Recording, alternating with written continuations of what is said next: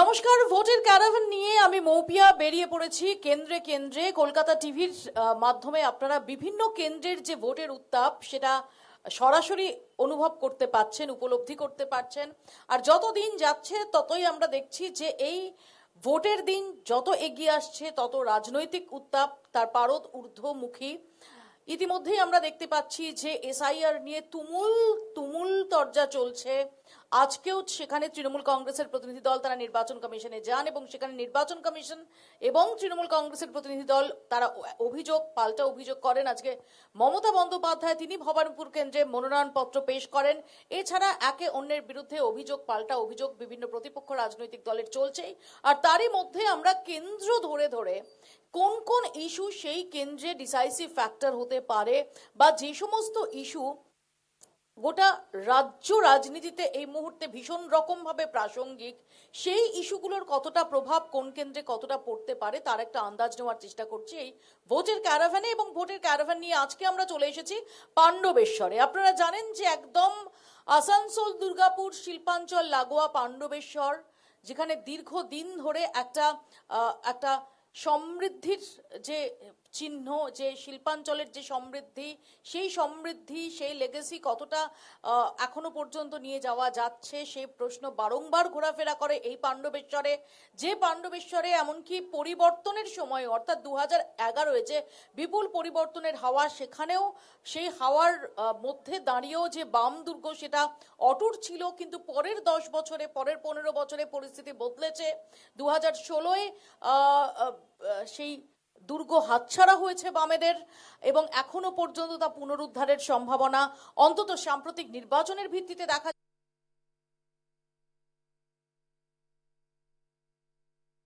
কে কতটা পিছিয়ে রয়েছেন সেটা জানার চেষ্টা করব। আমাদের সঙ্গে যারা উপস্থিত রয়েছেন তাদের সঙ্গে পরিচয় করিয়ে দিই।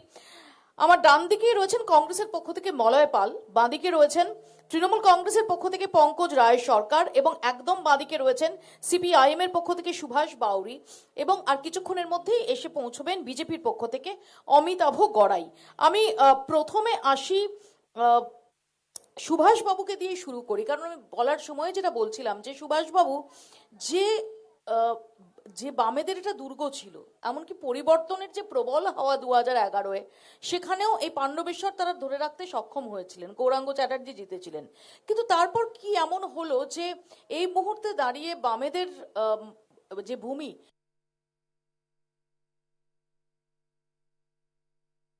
হ্যালো, শুভ সন্ধ্যা, নমস্কার সকলকে। 2016-র পর যেটা মৌপাদি বললেন যে বাম দুর্গ একটা সময় পাণ্ডবেশ্বর 2016 পর্যন্ত যে আমরা ধরে রাখতে সক্ষম হয়েছিলাম, শুধুমাত্র কিছু ইস্যু ভিত্তিক হচ্ছে যে ভোট হয়েছিল এটা নয়, সারা রাজ্য জুড়ে একটা হচ্ছে এমন ইস্যু ভিত্তিক ভোট বা মানুষ যা চেয়েছিলেন সারা রাজ্য জুড়ে এই হাওয়াটা ছিল। সেই হাওয়ায় ভাই ভিডিও করবেন না, আমি শুরুতেই বলে দিয়েছি ভিডিও করবেন না। আমাদের পক্ষে সে হাওয়া একদম ছিল না, শুধুমাত্র পাণ্ডবেশ্বর নয়, সেটা পুরো রাজ্য জুড়েই হচ্ছে যে চলেছে। বর্তমানে দিদি বললেন বলার সময় যে এখনো পর্যন্ত নির্বাচনে যা পরিস্থিতি তাতেও হচ্ছে সেই বাম দুর্গ উদ্ধারের যে কাজ সেই জায়গায় আমরা অনেকটা পিছিয়ে। বাস্তবত যা হচ্ছে যে পাণ্ডবেশ্বরের ছবি যেটা যা দেখে মনে হচ্ছে বিগত 2011-র পর থেকে 16 পর্যন্ত আমরা থাকলেও 16 থেকে এই 21 এবং 21-এর পরে এই 26 নির্বাচনে পাণ্ডবেশ্বরের একটা বাতাবরণ যা তৈরি আছে, মানুষ হচ্ছে যে কোন পক্ষে যাবেন এখনো সেটা পুরো নিশ্চিত নয়। আমি আসবো, আমি মলয়বাবুর কাছে একই প্রশ্ন নিয়ে যাই। মলয়বাবু, দীর্ঘদিন পর 294টা আসনে কংগ্রেস এককভাবে লড়ছে এবং আপনাদের ইতিমধ্যেই আমরা দেখেছি ম্যানিফেস্টো সেটা প্রকাশ হয়েছে। আপনারা এই পাণ্ডবেশ্বর কেন্দ্রে কি প্রত্যাশা নিয়ে লড়ছেন? প্রথমেই কলকাতা টিভিকে ধন্যবাদ, আর ধন্যবাদ এই শুভ সন্ধ্যার সমস্ত মাইকটা মুখের কাছে নিন প্লিজ। আমরা আজ 20 বছর পর 294টি কেন্দ্রে কংগ্রেস এককভাবে তার প্রার্থী ঘোষণা করেছে এবং মানুষ বুঝতে পারছে আজ যে কংগ্রেস ছাড়া আর কোনো বিকল্প নেই।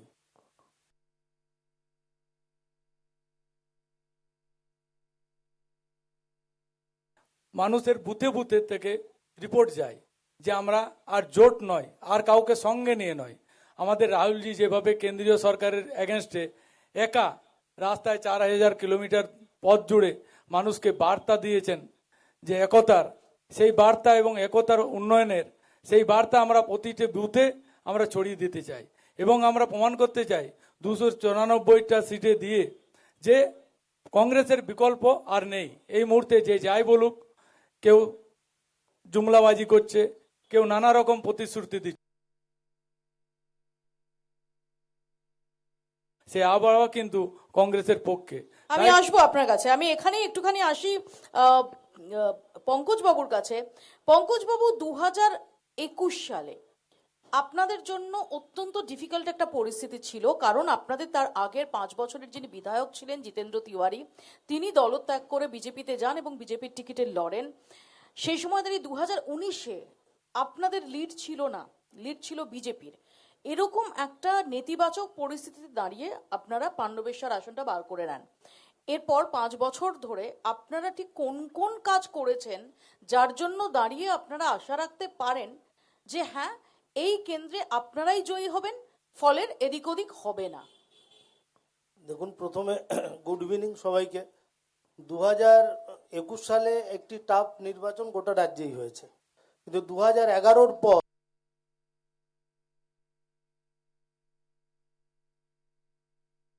ছিল না। 2021-এর 19-এর ওই যে আমাদের ঘাটতি ছিল, 2021 সাল থেকে ক্রমাগত পাণ্ডবেশ্বর একের পর এক মাইলস্টোন তৈরি করেছে উন্নয়নের ক্ষেত্রে। গোটা রাজ্যের যা যা প্রকল্প আছে তার নিরিখে পাণ্ডবেশ্বরের বিভিন্ন পঞ্চায়েতগুলো সে প্রকল্পগুলোকে সুষ্ঠুভাবে রূপায়ণ করেছে, যার ফলে সাধারণ মানুষের কাছে সে প্রকল্পগুলোর রূপায়ণের সংখ্যা গেছে। আপনাদের যদি খুব শর্ট ফর্মে আমরা একটা বলি যে লক্ষ্মীর ভাণ্ডার আমরা খুব মেজর স্কেলে বলি। আমরা যদি পাণ্ডবেশ্বর বিধানসভার ক্ষেত্রে বলি, বহুলা গ্রাম পঞ্চায়েত, মোট 12টা গ্রাম পঞ্চায়েত আছে পাণ্ডবেশ্বর বিধানসভায়। 4679 জন লক্ষ্মীর ভাণ্ডার পান একটা গ্রাম পঞ্চায়েত। বৈদ্যনাথপুর 7321 জন, ছোড়াতে 6711 জনে আপনি যেখানে করছেন, হরিপুর 4700 জন, কেন্দ্রায় 4723 জন, নবগ্রামে 4733 জন, গোগলায় 5639 জন। এইভাবে 12টা গ্রাম পঞ্চায়েতে 62,769 জন মহিলা লক্ষ্মীর ভাণ্ডার পান। তা হচ্ছে সম্ভব হয়েছে স্বচ্ছ এবং সৎভাবে গ্রাম পঞ্চায়েত প্রকল্পগুলোকে পৌঁছে দিয়েছে, এবং পৌঁছে দেওয়ার ক্ষেত্রে কোথাও কে সিপিএম, কে বিজেপি, কে তৃণমূল করে, কে তৃণমূল করে না, তা তারা বাজ বিচার করেনি। আমি এই প্রসঙ্গে আসবো পঙ্কজ বাবু, এই প্রসঙ্গে আসবো। একটা কথা আমি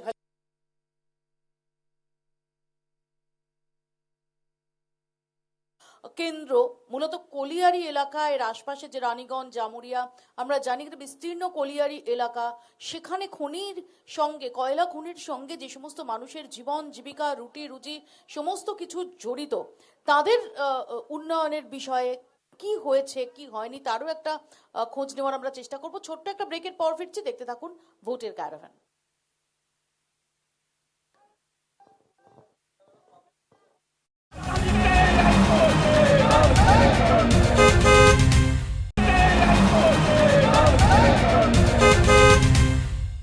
ভাই সরো সরো সরো। ফিরে এলাম বিরতির পর। আপনারা দেখছেন ভোটের ক্যারাভান পাণ্ডবেশ্বর থেকে সরাসরি।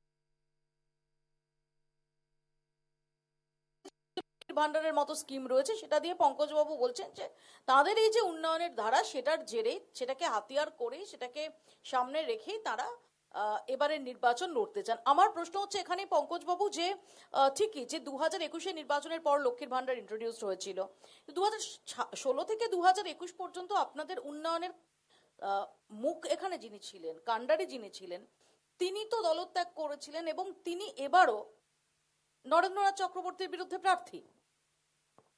আসলে ওনাকে মানুষ চিনে গেছেন। উনি এইখানে এক কথা বলে স্টুডিওতে গেছিলেন, স্টুডিও থেকে সুরুচি সঙ্গ ভায়া ক্যামাক স্ট্রিট হয়ে হচ্ছে যে আবার স্টুডিওতে এসেছিলেন। ওই একবার স্টুডিও থেকে 2 ঘন্টার মধ্যে 3বার দল বদল করেছেন। পাণ্ডবেশ্বরের মানুষ ওনাকে চিনে গেছেন, তো যার ফলে উনি যদি এসে প্রত্যেকের হাতে সোনার আংটিও পরিয়ে দেন, ভাববে যে রাতে কিছু গরমিল হবে, সোনার আংটিটা পরবো না। উনি সোনার আংটি দিলেও পাণ্ডবেশ্বর বিধানসভার মানুষ সে সোনার আংটি ওর মুখের উপর ছুড়ে দেবে, কারণ এখানকার মানুষ ওকে বিশ্বাস করে না। আর পাণ্ডবেশ্বর বিধানসভায় গোটা পশ্চিম বর্ধমান জেলায় উনি তৃণমূলের সভাপতি ছিলেন। তৃণমূলটাকে উনি একটা হিংসাশ্রয়ী জায়গায় দাঁড় করিয়েছিলেন, যা হচ্ছে মমতা ব্যানার্জির চাওয়ার বিরুদ্ধে, এবং যার ফলে ওনাকে বাধ্য হয়েছিল বিজেপি তার কাছে সারেন্ডার করতে। উনি যে পরিমাণ পাহাড় পর্বত দুর্নীতি করেছিলেন, পাহাড় প্রমাণ দুর্নীতি করেছিলেন, তিনি যদি বিজেপি নামক ওয়াশিং মেশিনে না ঢুকতেন তাহলে এতদিন ওকে জেল হাজত থাকতে হতো। তার জন্য উনি ওয়াশিং তাহলে মেশিন তাহলে প্রশ্ন হচ্ছে, না কোনো স্লোগান না, আমি শুরুতেই বলেছি কোনো পলিটিক্যাল পার্টি কোনো স্লোগান দেবে না, এর কোনো অন্যথা হবে না, যে পার্টি হোক না কেন। না, আমার প্রশ্ন হচ্ছে এত দুর্নীতি পরায়ণ যদি জিতেন্দ্র তিওয়ারি থাকেন, সেই উনি যে দুর্নীতি পরায়ণ এটা আপনি বুঝলেন কখন? যখন তৃণমূল কংগ্রেস ছেড়ে ব্যবস্থা নেয়নি কেন? আমাদের পার্টি নিশ্চিতভাবে তা বুঝেছিল এবং বুঝেছেন, এটা উনিও অনুভব করেছিলেন, যার ফলে সেই সময় আমাদের পশ্চিম বর্ধমান জেলার পর্যবেক্ষক যিনি ছিলেন তিনি আর জেলা সভাপতি একসাথেই তারা হচ্ছে দলত্যাগ করেন, এবং তাদের এই যোগাযোগ তা হচ্ছে সবাই জানত। আমি আসবো, এবং যেহেতু এখনো পর্যন্ত বিজেপির যিনি প্রতিনিধি, যার আসার কথা অমিতাভ গড়াই, তিনি এখনো এসে পৌঁছননি, আমি এ প্রসঙ্গ তার কাছেও নিয়ে যাব। আমি তার আগে একটু সুভাষবাবুর কাছে এ প্রসঙ্গে আসি যে সুভাষবাবু, লক্ষ্মীর ভান্ডার সহ বিভিন্ন স্কিম, সেই স্কিমগুলোকে সামনে রেখে তৃণমূল কংগ্রেস পাণ্ডবেশ্বর কেন্দ্রে এবারেও তাদের নির্বাচনী লড়াই লড়তে যাচ্ছে, অর্থাৎ তাদের উন্নয়নের দাবিকে সামনে রেখে, যে তারা বিগত বছরগুলোতে কি উন্নয়ন করেছে। এই জায়গাটাকে আপনি কিভাবে দেখছেন? সত্যিই কি এটা কাউন্টার করার কোনো জায়গা আছে আপনাদের? উন্নয়ন যে হয়েছে, লক্ষ্মীর ভান্ডারে যে বহু মানুষ, বহু পরিবার, তারা যে লক্ষ্মীর ভান্ডারের আওতায়, কারণ একজন পরিবারের মহিলার হাতে যখন কিছু টাকা যায়, কিছু অর্থ যায়, তখন ডেফিনেটলি তার সুফলটা তো পরিবারে কিছুটা হলেও পড়ে, তো সেটা কি অস্বীকার করতে পারেন? অস্বীকার করার জায়গাতে আমি যাচ্ছি না। আমাদের বামপন্থীরা বরাবরই বলে এসছে, হয় কাজ দাও, কাজ না হলে বেকার ভাতা দাও। আজকে যে জায়গায় লক্ষ্মী ভান্ডার বর্তমান হচ্ছে,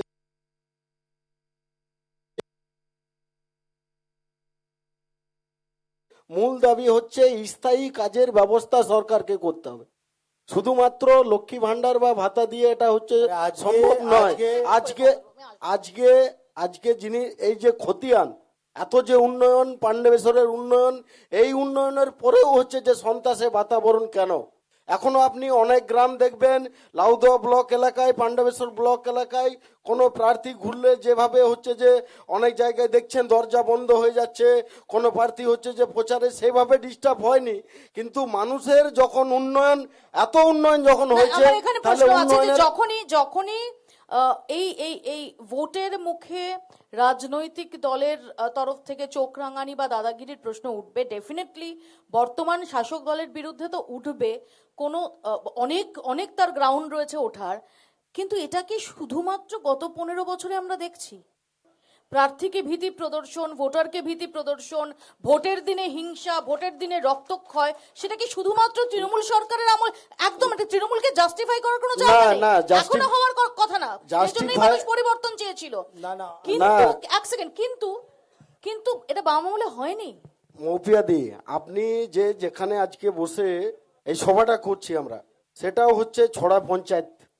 এই পঞ্চায়েত এলাকায়, এই পঞ্চায়েত দীর্ঘদিন ধরে, এই পাশেই হচ্ছে উখরা গ্রাম পঞ্চায়েত, সেটা রানীগঞ্জ বিধানসভার অন্তর্গত হলে দীর্ঘদিন বাম শাসন কালেও হচ্ছে বিরোধীরা চালিয়েছে। এই যে শুধুমাত্র এখানে আমাদের কাজোড়া, আশেপাশে হচ্ছে যে উখরা, যেসব পঞ্চায়েত যদি সন্ত্রাস বা এই মাত্রায় থাকতো, তখন হচ্ছে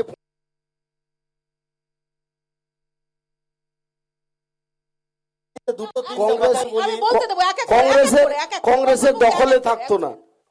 বামেরা চেয়েছিল সুষ্ঠুভাবে ভোট মার্জিনে জিতেছিল, সুষ্ঠুভাবে ভোট হয়েছিল, ভোট হতো, তখন তাই বিরোধীরা পঞ্চায়েতে থাকতো। আলিমুদ্দিন স্ট্রিট মাথা নত করে দিয়েছিল, অনিল বসু এত মার্জিনে জিতেছিল, সন্ত্রাস করে না, রেকর্ড মার্জিনে জিতেছিল। সে তো ডায়মন্ড হারবারেও অভিষেক বন্দ্যোপাধ্যায় তো যে রেকর্ড মার্জিনে জিতেছে সেটাও বলতে হবে। তিনি বিজেপিতে জয়েন করেছেন জয় শ্রীরাম ডাক দিয়ে।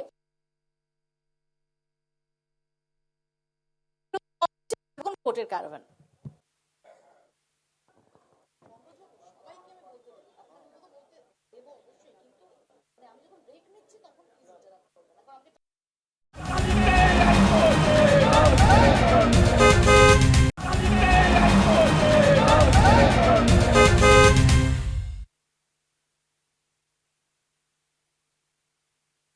ফিরে এলাম বিরতির পর। আপনারা দেখছেন ভোটের ক্যারাভান পাণ্ডবেশ্বর থেকে সরাসরি। আমার সঙ্গে তিনজন স্পিকার বিভিন্ন রাজনৈতিক দলের রয়েছেন, কিন্তু এখনো পর্যন্ত বিজেপির যিনি প্রতিনিধি তিনি এসে পৌঁছননি। আমরা আশা করছি যে তিনি কিছুক্ষণের মধ্যেই পৌঁছে যাবেন। আমি মলয় বাবুর কাছে আসবো, যে মলয় বাবু একটু আগেই যে তর্কটা আমরা পঙ্কজ বাবু এবং সুভাষ বাবুর মধ্যে দেখছিলাম, যে রাজনৈতিক হিংসা সেটা কোন আমলে কম, কোন আমলে বেশি, এবং কোন আমলে এই এলাকার এই কেন্দ্রের পরিস্থিতি কিরকম ছিল, এই সম্পর্কে একটু আপনার উত্তর নেব। আমার উত্তর প্রথমেই বলছি যে আমাদের যে কলিগ বিপরীত পার্টির বা টিএমসির, উনি বললেন যে কোনো কেন্দ্রের বা কোনো প্রতিনিধির যে পুনর্বার নির্বাচিত হওয়ার যে লক্ষ্মী ভাণ্ডার, যুবশ্রী, কন্যাশ্রী, এটা কিন্তু কোনোদিন উন্নয়নের বার্তা দেয় না। এটা কিন্তু যদি উন্নয়নের বার্তা সেটাই দেয়। হয়, আপনাদের যে 5টা গ্যারান্টি আপনাদের ইশতেহারে দেওয়া হয়েছে, সেখানে লক্ষ্মীর ভান্ডারের মতোই দুর্গা সম্মান 2000 টাকা 2000 টাকা করে সেটা কেন করা হয়েছে? যদি লক্ষ্মীর ভান্ডার কৃষকদের ভাতাই জন্য হয়, বলা হয়। আমায় বলতে দিন, যদি 2000 টাকাই যদি এই যদি এই এটা ভাতাই হয়, যদি এটা কাজের কাজ না হয়, তাহলে কেন আপনাদের কৃষি সম্মান বা দুর্গা সম্মান করতে হচ্ছে? তার সাথে কিন্তু আরো 3টি আছে। দুর্গা সম্মান, কৃষি সম্মানের সাথে আরো কিছু আছে।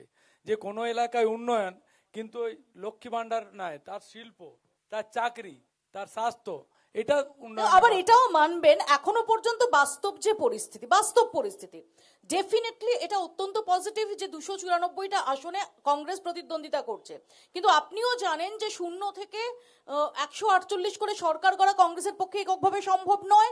কাজেই আপনাদের ইশতেহারে এমন কিছু থাকতে পারে যেটা হয়তো সংখ্যার নিরিখে তৃণমূল বা বিজেপির মতো যারা অনেকটা বিগত নির্বাচনগুলোতে অনেকটা এগিয়ে রয়েছে, তাদের পক্ষে রাখা সম্ভব না। মানে একটু হয়তো এটা লঘু হয়ে যাবে, একটু হয়তো ব্যঙ্গাত্মক হয়ে যাবে। ব্যঙ্গ না করে বলছি যে স্বপ্নে পোলাও বানালে তাতে তো ঘি বেশি দেওয়াই যায়। মানে ক্লিয়ার হলো না আপনি। স্বপ্নে মানে আপনারা 2026-এ কংগ্রেস এককভাবে সরকার করবে, এটা তো সত্যি অন্তত এখনো পর্যন্ত বাস্তব পরিস্থিতিতে দেখা যাচ্ছে না, একদম এরিথমেটিকের হিসেবে। তো সেখানে দাঁড়িয়ে আপনাদের ইশতেহারে হয়তো এমন কিছু থাকতে পারে যেটা প্র্যাকটিক্যাল নাও হতে পারে, যেটা তৃণমূল বা বিজেপি তাদের ইশতেহারে বা তাদের সংকল্পপত্রে অ্যাফোর্ড করতে পারবে না। কিন্তু আমাদের কংগ্রেসের যেসব স্টেটে ভারতবর্ষে দেখেছেন, যেখানে ভারতবর্ষে কংগ্রেসের সরকার আছে আর যে প্রতিশ্রুতি দিয়েছে, প্রায় 80 থেকে 90% কিন্তু ফুলফিল। তো এটা কোনো চুনাবি পোলাও আমি নয়। আজ পর্যন্ত কোন রাজনৈতিক দলকে বলতে শুনিনি। আপনি তবু 80 থেকে 90% বলেছেন, বেশিরভাগ 90-95%-এ চলে যায়। কোন রাজনৈতিক দলকে আমি বলতে শুনিনি যে যা প্রতিশ্রুতি দিয়েছিলাম সেটা ফুলফিল হয়নি, না, এটা কিন্তু বা তার 30% ফুলফিলড হয়েছে। এটা কিন্তু একটা স্টেজে বলা হচ্ছে, এটা আপনার মাধ্যম দিয়ে। স্টেজে সব স্টেজেই বলে, জনসভাতেও স্টেজে বলে, ডিবেটেও স্টেজে বলে, টেলিভিশনে স্টুডিওতে বলে। অরিজিনালি এখানকার নাগরিকরা যারা যুব আছে, যারা কন্যাশ্রী ওখানে কথা না। নেয়, তারা কিন্তু এটার বলবে যে আমাদের এই পাণ্ডবেশ্বর এলাকায় শিল্প কটা হয়েছে। শিল্প কটা হয়েছে, খুব ভ্যালিড পয়েন্ট। এক সেকেন্ড, শিল্প কটা হয়েছে পঙ্কজবাবু, শিল্প কটা হয়েছে? এবং আমরা যদি দেখি যে কানেক্টিভিটির দিক দিয়ে দেখলে এখানে জাতীয় সড়ক রয়েছে, অন্ডাল এয়ারপোর্ট হয়েছে, কিন্তু কাজের কাজ শিল্প। পাণ্ডবেশ্বর বিধানসভা খালি নয়, আমি সমস্ত জায়গায় বলি। প্রথমে আমাদের একটু মানে যেহেতু আমি প্রথমে সুভাষকে ধন্যবাদ জানাবো, আজকে বিজেপি আসেনি, ওই বিজেপির রোলটা প্লে করলো। ওই বিজেপির প্রার্থী জিতেন্দ্র তেওয়ারি যায়নি, গেছিল, সেখানে দরজা বন্ধ ছিল, সুভাষের দুঃখ হয়েছে। কিন্তু সুভাষের প্রার্থী কোথাও গেছিল, সেখানে কোথাও কোনো ঘটনা ঘটেছে বলতে পারবে? একটা ইনসিডেন্ট ঘটেনি। ও আজকে বিজেপির রোলটা পালন করেছে, তার জন্য ধন্যবাদ। আর এটাই ফ্যাক্ট, এটাই বাস্তব। আমি সেকেন্ড হচ্ছে আমি যেটা বলবো না। সেটা হলো যে শিল্প আমাদের এই পাণ্ডবেশ্বর এলাকা, আপনি যেটা কথা বলতে বলতে একটা জায়গায় স্কিপ হলো, যে কলিয়ারি মজদুররা হচ্ছে এখানে হচ্ছে থাকে। আর 2014 সালের পর নরেন্দ্র মোদী এখানে এমডিওর মাধ্যমে 100% বেসরকারিকরণের সিদ্ধান্ত নিয়েছে, যার ফলে আমাদের এইখানে কালীপাহাড়ি, নিউকেন্দা, ডালুর বাঁধ, লচিপুর, পাটমোহনা কলিয়ারি, মিঠানি কলিয়ারি, নারসামুদা কলিয়ারি, সমস্ত কলিয়ারি একের পর এক বন্ধ হয়েছে। 23টা কয়লা খাদান বন্ধ হয়েছে এই সময়ের মধ্যে। আর এই সময়ের মধ্যে এইখানে পাণ্ডবেশ্বর বিধানসভায় যেমন হেতেডোবা নামক একটা শিল্প তালুক আছে, সেখানে কিছু শিল্প গড়ে উঠেছে। এই যে আমাদের ঘোষণাপত্র যা মার্চ মাসের 20 তারিখে পাণ্ডবেশ্বর ফাইলস নামে প্রকাশিত হয়েছে। এইখানে বলা হয়েছে নতুন কর্মসংস্থানের সন্ধানে পাণ্ডবেশ্বর বিধানসভায় নতুন শিল্প তালুক হবে, যেখানে ন্যূনতম 15,000 যুবক যুবতীর কর্মসংস্থানকে নিশ্চিত করা হচ্ছে আমাদের পাণ্ডবেশ্বর সুভাষ বিধানসভায়। সুভাষ এটাই। সুভাষ হ্যালো, পঙ্কজদা বলেছেন যে বিজেপি বিরোধী অবস্থান। আজকেও যিনি হচ্ছেন যে বিজেপির প্রার্থী জিতেন্দ্র তিওয়ারি, তিনিও হচ্ছে প্রাক্তন তৃণমূল। এই 4 তারিখের পরে হচ্ছে যে দেখবেন যে যে কোটা বিজেপি আছে বা হচ্ছে যে কোটা বর্তমানে তৃণমূল হচ্ছে, যদি হচ্ছে বিজেপির গভর্নমেন্ট হয়, এখানে তৃণমূলের 4 তারিখে দুটোর পর হচ্ছে বিজেপি হতে আর সময় লাগবে না, বা যারা এখানে বিজেপি হয়ে আছে তাদেরও হচ্ছে তৃণমূল হতে বিকেল পর্যন্ত সময় লাগবে না। এমডিও মোডের কথা পঙ্কজদা বলেছেন, এমডিও মোডের বিরোধিতা আমরা সবসময় বিরোধিতায় আছি, কিন্তু এমডিও মোড, কোল মাইন্স হচ্ছে প্রাইভেটাইজেশন অ্যাক্ট 2015 কেন্দ্রে যখন হচ্ছে লোকসভার ভেতরে আনা হচ্ছে আমাদের পক্ষ থেকে কংগ্রেসের সমর্থনে, সেখানেও হচ্ছে যে তৃণমূলের যারা এমপিরা তারা সেই বিলের বিরোধিতা না করে একদম ভুল কথা। ওয়াকআউট একদম করে ভুল হচ্ছে কথা। যে তার বিরোধিতা একদম করছে। সুভাষ, সত্যকে কয়লা আড়াল করা উচিত কয়লা নয়। খনি পঙ্কজদা, কখনোই কয়লা তৃণমূলের খনি সাংসদের বেসরকারীকরণের বিরুদ্ধে আমি CID র যখনই কাগজ দেখিয়ে দিতে পারি। যখনই তৃণমূলের সাংসদের বিরোধিতা করে। যখনই হচ্ছে যে বন্ধ ডাকা হচ্ছে, রিসেন্ট হচ্ছে ফেব্রুয়ারি মাসেও সারা দেশব্যাপী শিল্প ধর্মঘটের সঙ্গে সঙ্গে কলিয়ারি ধর্মঘট, এইখানে আমাদের পাণ্ডবেশ্বরে পশ্চিমবঙ্গে সেই বন দেশের সরকারের পলিসির বিরুদ্ধে, বিজেপি সরকারের বিরুদ্ধে হলেও এইখানে বিজেপির যে রোলটা পঙ্কজদা যেটা আমাকে বললেন সেটা তৃণমূল পেলে করে, এখানে বন্ধ ভাঙতে বিজেপি আসে না, তৃণমূল বন্ধ ভেঙে যায়। বিজেপির বিরুদ্ধে লড়াইয়ের কার কি ফর্ম হবে? কেউ বন্ধকে মনে করে লড়াই আন্দোলনের ফর্ম, আর আমাদের রাজ্যে এই কর্মনাশা বন্ধের পরিবর্তে আমাদের কর্ম জোয়ার আনার জন্য তার বিরোধিতা করে, পলিসির বিরোধিতা করে আমাদের লড়াই হয়। আমরা দেখেছি SIR এর বিরুদ্ধে, SIR এর বিরুদ্ধে আমাদের সরকারের মুখ্যমন্ত্রী খালি নয়, গোটা দেশে সংবিধান রক্ষার আন্দোলনের অন্যতম নেত্রী। আমি আপাতত শিল্প প্রসঙ্গে আসি, কিন্তু শিল্প প্রসঙ্গে আমি একটু মলয়বাবুর মত নেই, কারণ আমরা এই কাছেই যে শিল্পাঞ্চল দেখছি, এই পাণ্ডবেশ্বর লাগোয়া, আমরা যে অত্যন্ত অত্যন্ত সমৃদ্ধ একটা শিল্পাঞ্চল, এবং ডেফিনেটলি সেখানে দাঁড়িয়ে বিধানচন্দ্র রায়ের যে লেগাসি, সেই লেগাসির কথা সেটা অনস্বীকার্য, কিন্তু সেই ধারাটা কতটা বয়ে নিয়ে যাওয়া সম্ভব হয়েছে। আপনারা দেখেছেন, আমি সামনে প্রতিনিধিকে জিজ্ঞেস করলাম শিল্পের কথা। আচ্ছা বলুন তো, আমরা তো কয়লা শিল্পের শ্রমিক, আমরা আমাদের এলাকায় কয়লা শিল্প, যে প্রাইভেট ইন্ডাস্ট্রিগুলো আছে, যে ঠিকা শ্রমিকরা আছে, কটা তাদের ন্যায্য বেতন পায় ওয়েজ বোর্ড অ্যাক্ট অনুযায়ী? সেটা কি গভর্নমেন্টের দায়িত্ব নয়, যে স্টেট গভর্নমেন্টের, যে তাদের ন্যায্য বেতন দিই? সেই ঠিকা শ্রমিকরা কিন্তু ন্যায্য বেতন পায় না। দ্বিতীয় কথা, যে আপনারা এর সাথে কিভাবে পাল্লা, কিছুক্ষণ আগে আমাদের সুভাষ বলল যে আপনাদের এই যে গভর্নমেন্ট এসছে 2011, কিভাবে এসছে? ধর্মঘট করে, রাস্তা বন্ধ করে, রাস্তায় বসে আন্দোলন করে। তো আজ সেই ধর্মঘট, কয়লা শিল্পে বাঁচানোর ধর্মঘট, সেই ধর্মঘট কেন সাপোর্ট করে না? যে আমরা সবসময় পক্ষে, তো আমরা কি বুঝবো যে সেন্ট্রাল গভর্নমেন্টের পক্ষে না বিপক্ষে? কোন শ্রমিকের কিন্তু বন্ধ নিয়ে ধর্মঘট নিয়ে তো একটা মৌলিক প্রশ্নের অবকাশ রয়েছে। কলিয়ারিতে যেসব মানুষ যারা দিন আনেন দিন খান, তাদের এই একদিনের ধর্মঘট কতটা অ্যাকচুয়ালি যে মালিক পক্ষ তাদের এফেক্ট করে, কতটা সরকারকে এফেক্ট করে, আর কতটা দিন আনা দিন খাওয়া সেই মানুষগুলো তাদের এফেক্ট করে, তাদের তো কম এফেক্ট করে এমনটা নয়। কাজে এইটা তো একটা মৌলিক প্রশ্ন যে ধর্মঘটটা পন্থা নাকি ধর্মঘটটা পন্থা নয়। সেখানে দাঁড়িয়ে বিভিন্ন রাজনৈতিক দলের তাদের বিভিন্ন অবস্থান, আমি এ প্রসঙ্গে আসবো। ছোট্ট একটা ব্রেক আমাকে নিতে হবে, ছোট্ট ব্রেকের পর ফিরছি। দেখতে থাকুন ভোটের ক্যারাভ্যান পাণ্ডবেশ্বর থেকে সরাসরি।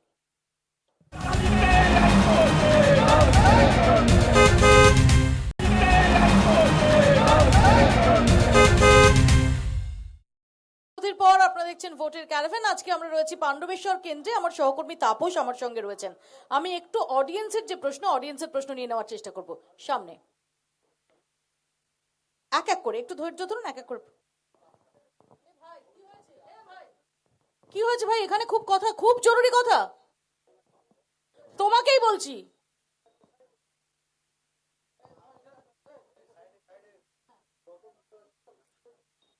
আমার ওই কংগ্রেসের প্রতিনিধির কাছে প্রশ্ন আছে। উনি কিছুক্ষণ আগে বলছিলেন প্রতিটা স্টেটের কথা, যেখানে ওনারা নাকি 85% প্রতিশ্রুতি যেটা পূরণ করেছেন, তাহলে সেই স্টেটগুলো ওনারা কেন ধরে রাখতে পারছেন না? ধন্যবাদ, খুব ভাইটাল প্রশ্ন মলয় বাবু। যদি 85% 90% কাজ করেই থাকেন, সেই স্টেটগুলো ধরে রাখতে পারছেন না কেন? উনি যেটা বলছেন সেটা তো ফ্যাক্ট, যে একের পর এক রাজ্য, সেটা তো আপনারা হারাচ্ছেন।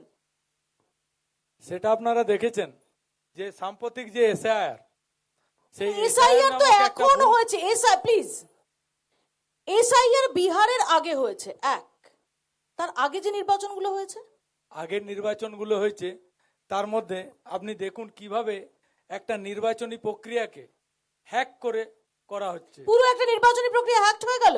ম্যাক্সিমাম আপনি দেখুন। তো তখন আপনার- আজকে দাঁড়িয়ে পশ্চিমবঙ্গের যে পরিস্থিতি, তৃণমূল কংগ্রেস যেভাবে প্রত্যেকটা কেস টু কেস নিয়ে সরব হচ্ছে, রাহুল গান্ধী প্রত্যেকটা কেস টু কেস নিয়ে নির্বাচনের সময় সরব হননি কেন?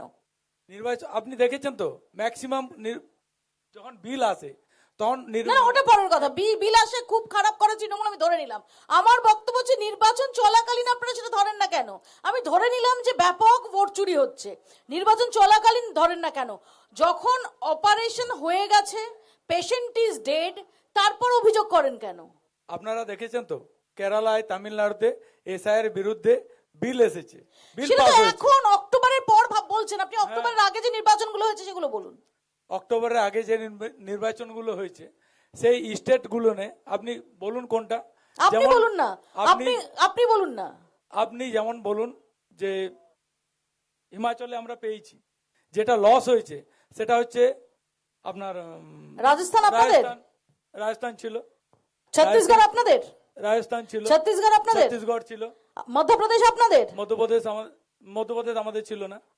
মধ্যপ্রদেশ এখন আপনাদের, না মহারাষ্ট্র আপনাদের, না, কোন কোন স্টেট আপনাদের এখন? তেলেঙ্গানা, কর্ণাটক ছাড়া কোন স্টেট আপনাদের? তেলেঙ্গানা, কর্ণাটক, হরিয়ানা, প্রদেশ। হরিয়ানা আপনারা জিততে পেরেছেন? হরিয়ানা তো দেখলেন এসআইয়ের পর। হরিয়ানা? হরিয়ানাতে কবে এসআইআর হয়েছে?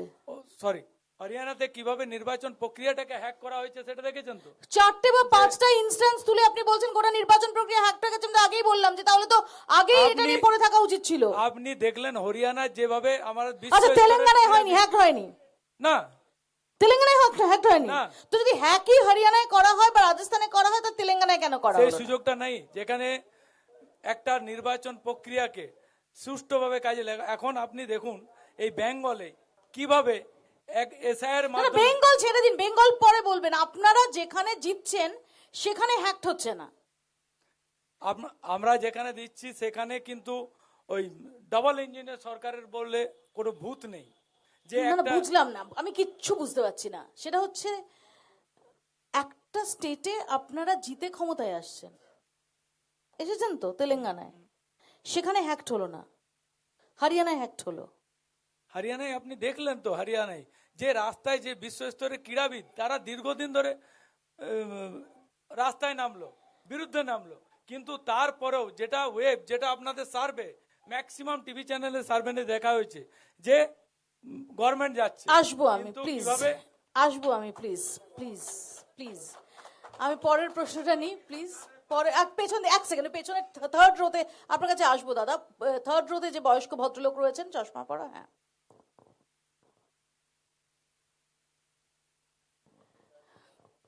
বলুন প্লিজ। নমস্কার, আমি নবগ্রামবাসী মোহাম্মদ মুর্তজা শরীফ নাম। দুর্ভাগ্যবশত আমাদের যে এসআইআর হয়েছে, আমরা নবগ্রাম পঞ্চায়েত বা ছড়া পঞ্চায়েত বা আমাদের পাণ্ডবসর ব্লকের মধ্যে যদি দেখি, যতগুলো এমডি টাইটেল আছে, মানে মুসলমান আছে কথা বাংলায়, নামগুলো বাদ দেওয়া হয়েছে। বিশেষ করে নবগ্রামের আমাদের আমরা যে গ্রামে বাস করি, 1150 অ্যাপ্রক্স ভোটার, তার মধ্যে 343 জনের নাম অলরেডি তোমার জুডিশিয়ালে রেখেছিল। আপনার নামও কি বাদ গেছে? আমার নাম ছিল, হ্যাঁ। কিন্তু আমার মিসেস এবং 2 ছেলে, দুর্ভাগ্যবশত আধার কার্ড, ভোটার কার্ড সহ পাসপোর্ট, এমনকি স্কুল সার্টিফিকেট, বিটেক, আমার 2 ছেলে, তাদেরও নাম বাদ গেছে। আমার মিসেসের হয়েছে ডিলিটেড, ডিলিটেড একদম ডিলিটেড হয়ে গেছে। 212 জন, 343-এর মধ্যে আপনার 131 জনের হয়েছে, আর 212 জনের নাম এখন পর্যন্ত ডিলিটেড। দুর্ভাগ্যবশত যে আমাদের যারা রয়েছে রাজনীতিবিদ যারা রয়েছেন এখন পর্যন্ত বলছেন না কেন যে যতক্ষণ পর্যন্ত না ভোটার লিস্টের টোটাল ফুলফিল হচ্ছে ততক্ষণ পর্যন্ত ভোট আমরা বয়কট করছি, আমরা ভোট দেবো না, ধন্যবাদ আমরা ভোট আপনাকে। নেবো না, এটা কেন বলছে না? ধন্যবাদ আপনাকে, ধন্যবাদ, ধন্যবাদ আপনাকে। খুব খুব ভাইটাল প্রশ্ন তুলেছেন। আমি এখানেই আসি পঙ্কজবাবুর কাছে, যে পঙ্কজবাবু এটা বলার অপেক্ষা রাখে না যে আপনারা নির্বাচন কমিশন থেকে শুরু করে সুপ্রিম কোর্টে গিয়ে এই এসআইআর নিয়ে লড়ছেন, মানুষের ভোটাধিকার নিয়ে যে ইস্যু এই মুহূর্তে হয়েছে সেটা নিয়ে, কিন্তু উনি যে প্রশ্নটা তুললেন, সত্যি তো যদি আমরা দেখি যে এত, আর প্রথম 58 লক্ষ যদি আমরা ছেড়েও দিলাম, যে তার মধ্যেও ডেফিনেটলি অনেক ডিসপিউটেড কেস রয়েছে, কিন্তু এই যে অ্যাডজুডিকেশনের পর যে 27 লক্ষ নাম বাদ গেল, তার মধ্যে তো অনেক ভ্যালিড ভোটার রয়েছেন। তাহলে এই দাবিটা কেন আপনারা করছেন না যে যতক্ষণ অবধি না একজনও ভ্যালিড ভোটারের নাম বাদ যাচ্ছে না এটা এনশিওর করা হয় ততদিন নির্বাচন নয়? নাকি আপনারাও আসলে ভাবছেন যে এখন যদি নির্বাচন না হয় তাহলে প্রেসিডেন্টস রুল হবে, তাহলে আপনাদের হাত থেকে ক্ষমতা চলে যাবে, সেরকম প্রেক্ষাপটে দাঁড়িয়ে ভোট হবে? কোনটা? প্রথম কথা হচ্ছে যে প্রেসিডেন্ট রুল তো অঘোষিতভাবে বিগত 6 মাস ধরে বিজেপি সরকার চালাচ্ছে, মোদি এবং অমিত শাহ চালাচ্ছে। এসআইআর এর নাম করে প্রত্যেক জায়গায় সরকারি কর্মচারী অফিসারদের যেভাবে তারা যুক্ত করে রেখেছে, একটা জায়গাতে মানুষের সেবায় কোনো কাজ, কোনো পঞ্চায়েত, কোনো নগরপালিকা একটা কাজ করতে পারছে না, অঘোষিত জরুরি অবস্থা চালাচ্ছে। দ্বিতীয়, একমাত্র দল তৃণমূল কংগ্রেস, একমাত্র দল যারা সুপ্রিম কোর্টে গিয়ে নির্বাচন কমিশনকে বলেছে, বাধ্য করেছে লিস্ট তোমাকে বের করতে হবে। সুভাষবাবু একটু পরেই একমাত্র বলবেন দল। মুস্তারি বানুর কথা। না, না, মুস্তাকিন বানু হতে পারে। সুভাষবাবু কোনো আপত্তি একটু নেই। পরেই মুস্তারি বানুর কথা কোনো বলবেন। অসুবিধা নেই, মুস্তাকিন বানু হতে পারে, কিন্তু একটা রাজ্যের মুখ্যমন্ত্রী তিনি কালো কোট গায়ে নিয়ে তিনি বলল যে মাই লর্ড, আমি আমার রাজ্যের মানুষের জন্য কয়েকটা কথা বলতে চাই। আমি বলছি রাহুল গান্ধী কেন করলেন না? বিহারের সময় অন্য কেউ করলেন না কেন? এবং আপনাদের আরেকটা কথা বলি, গোটা এসআইআর প্রক্রিয়ার মধ্যে দিয়ে 200 জনের বেশি মানুষ এখনো পর্যন্ত মারা গেছেন। 200 জনের বেশি মানুষ। এই আত্মত্যাগের মূল্য কে দেবে? আমি আসবো। নির্বাচন কমিশনারকে নিযুক্ত করা হয়েছে, নির্বাচন কমিশন গঠনের যে আমাদের সাংবিধানিক প্রক্রিয়া তাকে বদলে ফেলে। আসবো আমি, এক সেকেন্ড, আমাকে একটা ছোট্ট ব্রেক নিতেই হবে। আমি সুভাষবাবুর কাছে এই প্রশ্ন নিয়ে যাব, যে প্রশ্ন এই প্রবীণ মানুষ করেছেন, যে কিন্তু কোন রাজনৈতিক দলই যে যদি এই ইস্যুটা রিজলভ না হয় তাহলে ভোট নয়, এই দাবি কেন করছেন না? তিনি প্রশ্ন তুলেছেন। আমি এই প্রশ্ন নিয়ে সুভাষবাবুর কাছেও আসবো। ছোট্ট একটা বিরতি আমাকে তার আগে নিতে হবে, বিরতির পর ফিরছি। দেখতে থাকুন ভোটের ক্যারাভান।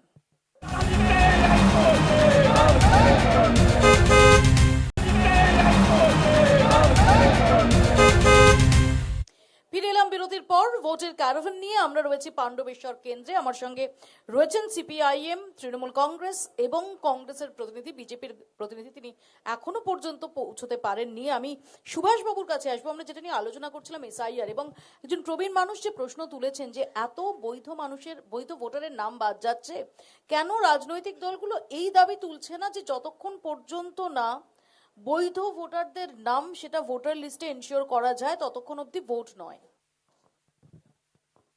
এই বিষয়ে আমরা প্রথম থেকে আমাদের পার্টির যা স্ট্যান্ড হচ্ছে, নির্বাচন কমিশন একটা অপরিকল্পিত এসআইআর এত দ্রুত হচ্ছে যে গুটিয়ে নেওয়ার যে কাজ, এত জটিল কাজ, সেটা থেকে প্রথম থেকে আমাদের শঙ্কা ছিল যে এই ঘটনা ঘটতে চলেছে। এবং এইটা নিয়ে মৌপিয়াদি প্রথমেই যে নামের কথা বলে দিয়েছে, সেই সঙ্গে আমাদের সুপ্রিম কোর্টেও কেস, এবং যেসব ভোটারদের, এত সংখ্যক ভোটারদের যে অ্যাডজুডিকেশনের নামে দেখে দেওয়া হয়েছে, সেটা নিয়েও বর্তমানে জামির মোল্লাও হচ্ছে হাইকোর্টে হচ্ছে মামলা করেছেন। এবং এসআইআর নিয়ে আমাদের রাজ্যের মুখ্যমন্ত্রী যখন তিনি বলেছিলেন যে আমি বেঁচে থাকতে এই রাজ্যে হচ্ছে এসআইআর হতে দেব না, তারপরে হচ্ছে সারা রাজ্যে প্রায় 90,000 কর্মী রাজ্য সরকার রিক্রুট করেছেন। আমাদের অভিষেক বন্দ্যোপাধ্যায়ও উনিও বলেছিলেন যে রাজ্যের একটা বৈধ ভোটারের নাম হচ্ছে আমরা বাদ দিতে দেব না, তাতে যেভাবে হোক লড়াই আন্দোলনে আমরা থাকব। কিন্তু আজকে এসআইআরে প্রায় আমরা দেখছি ফার্স্ট 58 লক্ষ বাদ দিয়েও এত সংখ্যক, তার মধ্যেও কিছু বৈধ ভোটার আছে, তাদের বিরুদ্ধে হচ্ছে যে মানুষ আগামী বিধানসভা নির্বাচনে তাদের রায় আমি দেবেন। এখানেই পঙ্কজবাবুর কাছে আসি, যে বৈধ ভোটার বাদ দিয়ে যদি ভোট হয় এবং কোনো বৈধ ভোটার যদি প্রশাসনিক বিলম্বের কারণে তিনি ভোট দিতে না পারেন, তার ভোটাধিকার প্রয়োগ করতে না পারেন, সেটা সংবিধানের যে 326 নম্বর ধারা সেটার বিরোধী। আর এখানে প্রশ্ন হচ্ছে, যেটা সুভাষবাবু বললেন যে মমতা বন্দ্যোপাধ্যায় তিনি বলেছিলেন যে একজন বৈধ ভোটারও যাতে বাদ না যায়। অভিষেক বন্দ্যোপাধ্যায় তিনি বলেছিলেন যে একজন বৈধ ভোটারের নাম বাদ গেলে তারা দিল্লি অভিযান করবেন। এখন তো দেখা যাচ্ছে যে ফাইনালি যে এই লিস্ট বেরিয়েছে তাতে বহু বৈধ ভোটারের নাম নেই। বহু বৈধ ভোটারের নাম নেই। আমি খালি একটা বিধানসভার বলি, আমি সুজাপুর বিধানসভা 2,51,000 ভোটার, তার মধ্যে 1,34,1.34 লাখ, মানে 1,34,000 মানুষ তারা হচ্ছে বিবেচনাধীন, আর তার হচ্ছে 92% হচ্ছে সংখ্যালঘু সম্প্রদায়ের। আমি একটা বিধানসভার কথা বললাম।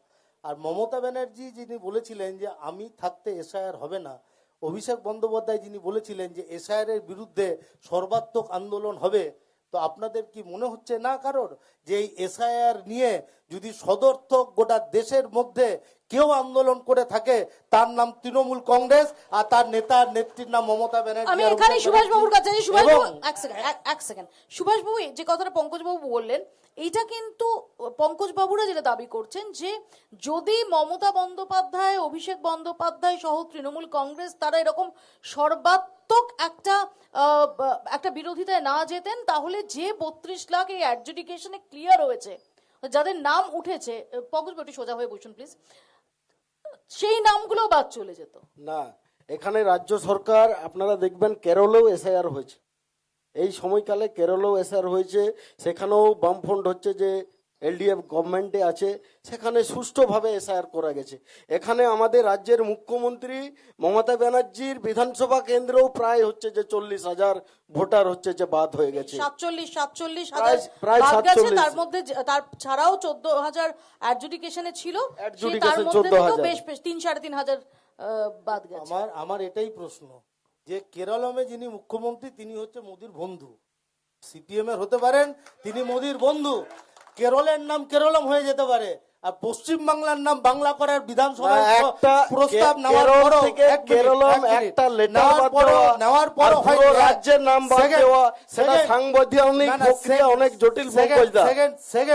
সেকেন্ড হচ্ছে পশ্চিম বাংলায় যেভাবে মাইক্রো অবজারভার, পশ্চিম বাংলায় যেভাবে পুলিশকে পঙ্গু করে রেখে সেন্ট্রাল ফোর্স পাঠিয়ে এসআইআর এর সময় থেকে গোটা প্রশাসনকে হচ্ছে পঙ্গু করে রাখা হয়েছে, কেরলে সে ঘটনা ঘটেনি। পশ্চিম বাংলা হচ্ছে ব্যতিক্রমী রাজ্য, যে রাজ্যে দিল্লির সরকার, মোদীর সরকার, অমিত শাহের সরকার, তারা এসআইআর এর নামে তারা বলেছিল রোহিঙ্গা বাদ দেব, মুসলমান বাদ দেব, আর তাই এই এসআইআর এর নামে মুসলমানদের বাদ দিচ্ছে, রোহিঙ্গাদের বাদ দিচ্ছে। খালি রোহিঙ্গা নয়, আমি হাফ সেকেন্ড নয় 1 সেকেন্ড টাইম নেবো। এই মাত্র আমি একটা হসপিটাল থেকে এলাম, হসপিটালে একটা মানে বিরাট বড় হসপিটাল, তার সুপারিনটেন্ডেন্টের নাম আমি বলছি না, সে ডক্টর বলছে যে আজকে আমি ট্রাইব্যুনাল থেকে এলাম। আমরা কেন? বলছে আমার বাবা 91 ইয়ার্স ওল্ড, বিষ্ণুপুরে থাকে, ব্রিটিশ সময় থেকে জমি কেনা, এখানে জন্মগ্রহণ করেছে, কিন্তু তার নামও অ্যাডজুডিকেশনের পর বাতিলের তালিকায় যাচ্ছে, তার বাবার নামের জন্য তাকে আমি ট্রাইব্যুনালে আসবো এই প্রশ্নগুলো নিয়ে, যার কাছে যাওয়াটা খুব জরুরি ছিল বিজেপির প্রতিনিধি, সেই বিজেপির প্রতিনিধি এসে এখনো পৌঁছননি, যে কারণে ডেফিনেটলি আমাদের এই আলোচনার, এসআইআর সংক্রান্ত আলোচনার অনেকগুলো প্রশ্নের যে জবাব, সেই জবাবটা চাওয়া যাচ্ছে না। আমি মলয়বাবুর কাছে আসি। মলয়বাবু, আপনার কি মনে হয় যে এত সংখ্যায় যে নাম বাদ হলো এর কতটা প্রভাব পড়বে?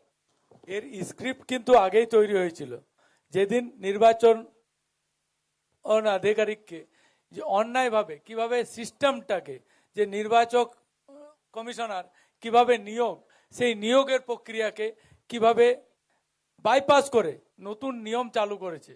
আমরা দেখেছি নির্বাচন কমিশনকে, টিএন সেশনকে 2011-তে, আমরা তার পরবর্তী দেখেছি, কিন্তু আস্তে আস্তে আমি যে বললাম কিছুক্ষণ আগে যে হ্যাক করা হয়েছে, সেই হ্যাকের প্রক্রিয়া কিন্তু 1 বছরে হয়নি, সেই হ্যাকের প্রক্রিয়া দীর্ঘ 5 বছর 7 বছর ধরে সার্ভে করে করা হয়েছে।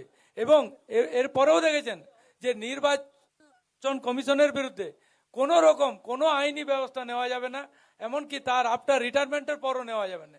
আমি এই জন্য বলছি এই সিস্টেমটা তো আগে থেকে, তখন তো টিএমসি ওয়াক আউট করেছে, তখন তো বিরুদ্ধে পথে নামেনি। আজ আমাদের রাহুলজি জ্ঞানেশ কুমারের ইমপিচমেন্টের যে প্রস্তাবটা খারিজ হয়ে গেছে সংসদে, সেটা তো এনেছে তৃণমূল কংগ্রেসই। আজকেও যেটা নিয়ে অবিজেপি দলগুলো দিল্লির কনস্টিটিউশন ক্লাবে যারা সরব হয়েছে। কিন্তু যেদিন এই নির্বাচন যখন এসআইআর পর বিহারের নির্বাচন এবং বিহারের নির্বাচন কিভাবে হয়েছে সেটা মিডিয়ার সামনে রাহুলজি ওপেন করে দেখিয়ে দিলেন যে একটা বাড়িতে 1000 লোকের বাস। বিহারেরটা দেখাননি তিনি, বিহারের নির্বাচনেরটা দেখাননি। এক দুই হচ্ছে, আমার তো একটাই প্রশ্ন সিম্পল, বিহার নির্বাচনে আপনি এখানে বসে বলছেন বিহার নির্বাচনে আমি বিহারে ছিলাম, বিহার নির্বাচনের আগে যে এসআইআর, সেই এসআইআর নিয়ে কংগ্রেস সরব হয়েছিল, there is no doubt about that. Rahul Gandhi অগস্টে 2 সপ্তাহের কর্মসূচি করেছিলেন। 1 সেপ্টেম্বরের পর রাহুল গান্ধী আবার বিহার কবে গিয়েছিলেন? সেপ্টেম্বর অক্টোবরে, ভোটের একদম মুখে, অক্টোবরের শেষে। প্রশ্ন হচ্ছে শুরু থেকে শেষ পর্যন্ত লেগে থাকা, সেটা কংগ্রেস করেছে বিহারে, সেটা তেজস্বী যাদব করেছেন বিহারে। না করেনি, কিন্তু এই এসআইআর এর বিরুদ্ধে কিন্তু লেগে আছে যে আপনাদেরকে বারবার মিডিয়ার সামনে প্রকাশ করে যে দেখানো হয়েছে বিহারের সেইটাকে- গোটা এসআইআর প্রসেসের সময়, সেই সময় কতটা ভোকাল ছিলেন রাহুল গান্ধী বা তেজস্বী যাদব? কেন তারপরে তো media সবই সামনে ঘটনা, রেখেছে। আমি বলছি তো, যখন আপনাদের কথা মতো যখন রোগীর মৃত্যু হয়ে যাচ্ছে, তারপর কাটাছেঁড়া করে লাভ আছে? এখন মানুষের কখন যখন নিজের পাতে পড়বে না না তখন এই প্রক্রিয়াটা তো আগে থেকে শুরু হয়েছিল। আজ দিদি যে সুপ্রিম কোর্টে যাচ্ছেন, কালো পোর্ট করে ডিবেট করছেন, এই জিনিসটা তো আগেই করা উচিত ছিল যে এই নির্বাচনের এসআইআর প্রক্রিয়াটাকে কবে করা উচিত ছিল? কবে করা উচিত ছিল? যখন এই বলছেন প্রক্রিয়াটা আপনি। শুরু হয় অদ্ভুত সমস্ত বলছেন। রাজ্যে। বিহারের এসআর বিহারে বিধানসভা নির্বাচনের পর বিহারের তৃণমূল কংগ্রেসের কোনো জয়ী প্রার্থী না হলেও যিনি প্রতিবাদ করেছিলেন বিহার বাদ দিয়ে অন্য রাজ্যে, তার নাম হচ্ছে মমতা বন্দ্যোপাধ্যায়, যে এসআইআর এর এই প্রক্রিয়াকে আটকাতে হবে। এটা অন্যায় এবং অন্যায়ভাবে ভোটারদের বাদ দিচ্ছে। কিন্তু যখন মমতা ব্যানার্জি তিনি গেলেন, অভিষেক ব্যানার্জিকে জ্ঞানেশ কুমার অপমানিত করলো। Abhishek Banerjee is not a man of only Abhishek Banerjee. Abhishek ব্যানার্জির সাথে গোটা রাজ্যের মন্ত্রিসভার প্রতিনিধিরা ছিল, সাংসদরা ছিল, তাদের প্রতিনিধিরা। জ্ঞানেশ কুমার কোন 2 পয়সার আধিকারিক আছেন? তিনি হচ্ছে আমাদের নির্বাচিত প্রতিনিধিদের তিনি হচ্ছে অবজ্ঞা করতে পারেন? রাহুল গান্ধী আসতে পারলেন না সেদিন, এসে হাত ধরে বলতে পারলেন না যে হ্যাঁ মমতাজি, হ্যাঁ অভিষেক, আমি তোমাদের সাথে আছি? কেন বললেন না? তিনি 2 পয়সার জ্ঞানেশ কুমার 2011-তে ওই টিএন সেশন অনেক আগে জ্যোতি বোস তখন ম্যাগলামেনিয়া বলেছিল টিএন সেশনকে, ম্যাগলামেনিয়ার থেকেও যদি আরো নিকৃষ্ট কোনো অভিধান খোঁজা যায়, জ্ঞানেশ কুমার হচ্ছে এমন নির্বাচন কমিশনার, তিনি বেছে বেছে মুসলমান, বেছে বেছে পূর্ববঙ্গ থেকে আসা লোকদের বাদ দিচ্ছে এবং গোটা দেশের মানুষ, আমি এখানেই আসবো। পশ্চিমবাংলার মানুষ ওকে ক্ষমা করবে না, অমিত শাহকে ক্ষমা আমি করবে না। এখানেই আসবো। কোথাও কি দাঁড়িয়ে সুভাষ এই বিভিন্ন রাজ্যের যে ইকুয়েশন গুলো, ধরা যাক এখানে তৃণমূল কংগ্রেস সিপিআইএম যে ইকুয়েশন, বা অন্যান্য জায়গায় যে ইকুয়েশন গুলো, কেরলের যে ইকুয়েশন, এগুলো কোথাও জাতীয় স্তরে এফেক্ট করছে, যে কারণেই আজকে যখন তৃণমূল কংগ্রেস অভিযোগ করছে যে তাদের 4 জন সাংসদ যখন গিয়েছিলেন, জ্ঞানেশ কুমার নাকি গেট লস্ট বলে 7 মিনিটের মাথায় তাদের বের করে দিয়েছেন, সেই সময় দাঁড়িয়ে যে সার্বিক এই যে এসআইআর যে পদ্ধতিতে হচ্ছে না, নির্বাচন কমিশন যেভাবে অ্যাক্ট করছে, বিজেপি ছাড়া বাকি যে অবিজেপি বা বিজেপি বিরোধী যে দলগুলো, তাদের সুর মোটামুটি এক, কিন্তু ফাইনালি কোথাও দাঁড়িয়ে একসঙ্গে ভোকাল হতে কখনো আমরা দেখছি যে অরবিন্দ কেজরিওয়াল পাশে দাঁড়াচ্ছেন মমতা বন্দ্যোপাধ্যায়ের, কখনো আমরা দেখছি অখিলেশ যাদব, কিন্তু রাহুল গান্ধী, সোনিয়া গান্ধী, প্রিয়াঙ্কা গান্ধী তারা এতটা সোচ্চার হচ্ছেন। সিপিআইএম এর পক্ষ থেকেও যখন এ রাজ্যের প্রসঙ্গ আসছে, তখন তারা তৃণমূলের সঙ্গে দূরত্বটা বজায় রেখে তারপর কিভাবে দাঁড়াবেন আলাদাভাবে দাঁড়ানোর চেষ্টা করছেন। এই যে একজোট হয়ে লড়াটা যাচ্ছে না, কোথাও কি সেটা যে যে সমস্যা হচ্ছে সেই সমস্যাটাকে আরো একটা সেফ প্যাসেজ দিয়ে দিচ্ছে না? সমস্যা তো হচ্ছেই আমাদের সারা দেশের ক্ষেত্রে এবং রাজ্যের ক্ষেত্রে। এসআইআর বিরোধিতায় কে সবচেয়ে বেশি সরব, তার কম্পিটিশন হচ্ছে। না, কম্পিটিশনের জায়গা কোনো নেই। আপনি দেখবেন দিদি, অ্যাডজুডিকেশনেরও যে লিস্ট, সেই লিস্টেও 11 জন তৃণমূলের যারা প্রার্থী তাদেরটাও পাস হয়ে গেল। আমরা বলতে চাইছি যে জ্ঞানেশ কুমার, সেক্ষেত্রে আমি বলে দিই আজকের আপডেট। এক সেকেন্ড। হুমায়ুন কবিরের পার্টির যিনি প্রার্থী কালীগঞ্জে, তার বিষয়টা সুপ্রিম কোর্টে নিয়ে গেছেন ফিরদৌস শামীম, এবং সুপ্রিম কোর্ট বলেছে জরুরি ভিত্তিতে যাতে বিষয়টা নিষ্পত্তি করা হয়। কাজে এটা বেছে বেছে তৃণমূল কংগ্রেসের করা হচ্ছে, মহতাব শেখের হয়েছে, তো বেছে বেছে তৃণমূল কংগ্রেসের হয়েছে, এই কনক্লুশনে আপনারা পৌঁছচ্ছেন কেন?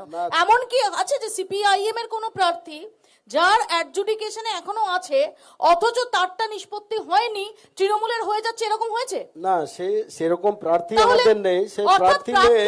অর্থাৎ প্রার্থীদের সমস্ত দলের প্রার্থীদের প্রায়োরিটি বেসিসে যাতে নিষ্পত্তি করা যায়, না হলে তারা মনোনয়ন দিতে পারবেন না, ভোটে লড়তে পারবেন না, সেটার বিষয়ে কোর্ট দিচ্ছে। আপনারা সেটাকে ন্যারেটিভ করছেন যে তৃণমূল কংগ্রেস আর বিজেপি সেটিং করছে। একই ক্ষেত্রে হচ্ছে যে এই যে ঘটনা ঘটলো, সেটা উনি যে ভদ্রলোক প্রশ্ন করলেন, না না, ওটা ভাইটাল প্রশ্ন, না, আমার সেটা- প্রশ্ন বলুন না। আমার সিম্পল প্রশ্ন, আপনারা এই ন্যারেটিভ সেট করছেন যে বেছে বেছে তৃণমূল কংগ্রেসের যারা প্রার্থী তাদের হচ্ছে ক্লিয়ার করে দেওয়া হচ্ছে, অর্থাৎ বিজেপির সঙ্গে সেটিং আছে, নির্বাচন সেটিং তো সবটাই আছে। এক সেকেন্ড, কিন্তু আপনার এই লজিকে মহতাব শেখ তৃণমূল প্রার্থী, কালীগঞ্জের যিনি হুমায়ুন কবিরের দলের প্রার্থী, যারও নির্দেশ দেওয়া হয়েছে নিষ্পত্তি করার, অর্থাৎ সমস্ত প্রার্থীর যারা প্রার্থী হতে চাইছেন, যারা মনোনীত, তাদের বিষয়টা দ্রুত নিষ্পত্তির নির্দেশ সে দেওয়া ঠিক হয়েছে। আছে। আর রাকেশ সিং এরও হচ্ছে যে বেলটাও সেইভাবেই হয়েছে আর কি। রাকেশ সিং 2016 কাদের হয়ে প্রতিদ্বন্দ্বিতা করেছিল? রাকেশ রাকেশ সিং সিং এর ওই পোর্টে, এক সেকেন্ড, ওই পোর্টেই কাদের হয়ে প্রতিদ্বন্দ্বিতা করেছিল? সেটা আপনি কাদের দেখবেন হয়ে প্রতিদ্বন্দ্বিতা করেছিল? পঙ্কজ দাও যেটা এক সেকেন্ড, বললেন রাহুল, এক যে সেকেন্ড, এক সেকেন্ড, পাক সার্কাস ময়দানে একই ফ্রেমে একটা বড় মালায় বুদ্ধদেব ভট্টাচার্য, রাহুল গান্ধী, রাকেশ সিং, শতরূপ ঘোষ ছিলেন কি ছিলেন না? সে তো ছিল, সেটা এখানেও যে আপনি দেখছেন গোটা রাজ্য জুড়ে পঙ্কজ দা যেটা বললো, কেরলের রাকেশ সিং মনে করতে পারছেন? কেরলের এসআইআর এর ক্ষেত্রে মনে করতে পারছেন? পিনারায় বিজয়, নাকি ব্রাহ্মী শাক দিতে হবে? না, ব্রাহ্মী শাক আমাদের প্রয়োজন হয় না, যাদের হয় তাদের দেবেন।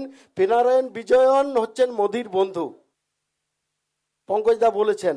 এখানে যদি বন্ধু বলার হয়, সারা রাজ্য জুড়ে বিভিন্ন যে ঘটনা ঘটেছে, সে আরজি কর হোক, এসএসসি হোক, টেট কেলেঙ্কারি হোক, মুখ্যমন্ত্রীর ফাইল নিয়ে আইপ্যাক অফিস থেকে বেরিয়ে যাওয়া হোক, সব কিছুর তদন্তে কিন্তু কেন্দ্রীয় সংস্থা থাকছে। এবং সেই কেন্দ্রীয় সংস্থার চার্জশিটে অনুব্রত মণ্ডল পর্যন্ত হচ্ছে যে এখনো পর্যন্ত বেল পেয়ে ঘুরে বেড়াচ্ছে। যেসব ঘটনার ছোট বাচ্চারা পর্যন্ত বুঝতে পারছে যে কারা অপরাধী, এই ঘটনা ঘটতে পারে। কিন্তু এই যে নিরপেক্ষ একটা ব্রেক আমাকে সংস্থাগুলো, নিতেই হবে, একটা ব্রেক আমাকে নিতেই হবে। বলেনি মফিয়া, সংক্ষেপে প্লিজ আমাকে ব্রেক নিতে হবে, একটা বলে দিন, সংক্ষেপে শেষ করে দিন, আপনি সেন্টেন্সটা শেষ করুন। ঠিক আছে, পরেই বলবো শেষ। একটা ছোট্ট বিরতি। ডেফিনেটলি দুর্নীতি একটা বড় ইস্যু, এবং যখন এই বেল পাওয়ার কথা বলছেন তখন আমরা দেখছি সারদা কর্তা সুদীপ্ত সেন তার বাইরে বেরোনো, সেটা প্রায় নিশ্চিত ভোটের মুখে দাঁড়িয়ে সেটাও একটা নতুন করে বিতর্কের অবকাশ তৈরি করছে। ছোট্ট একটা ব্রেকের পর আমরা এইসব প্রসঙ্গে ফিরবো, দেখতে থাকুন ভোটের ক্যারাভান।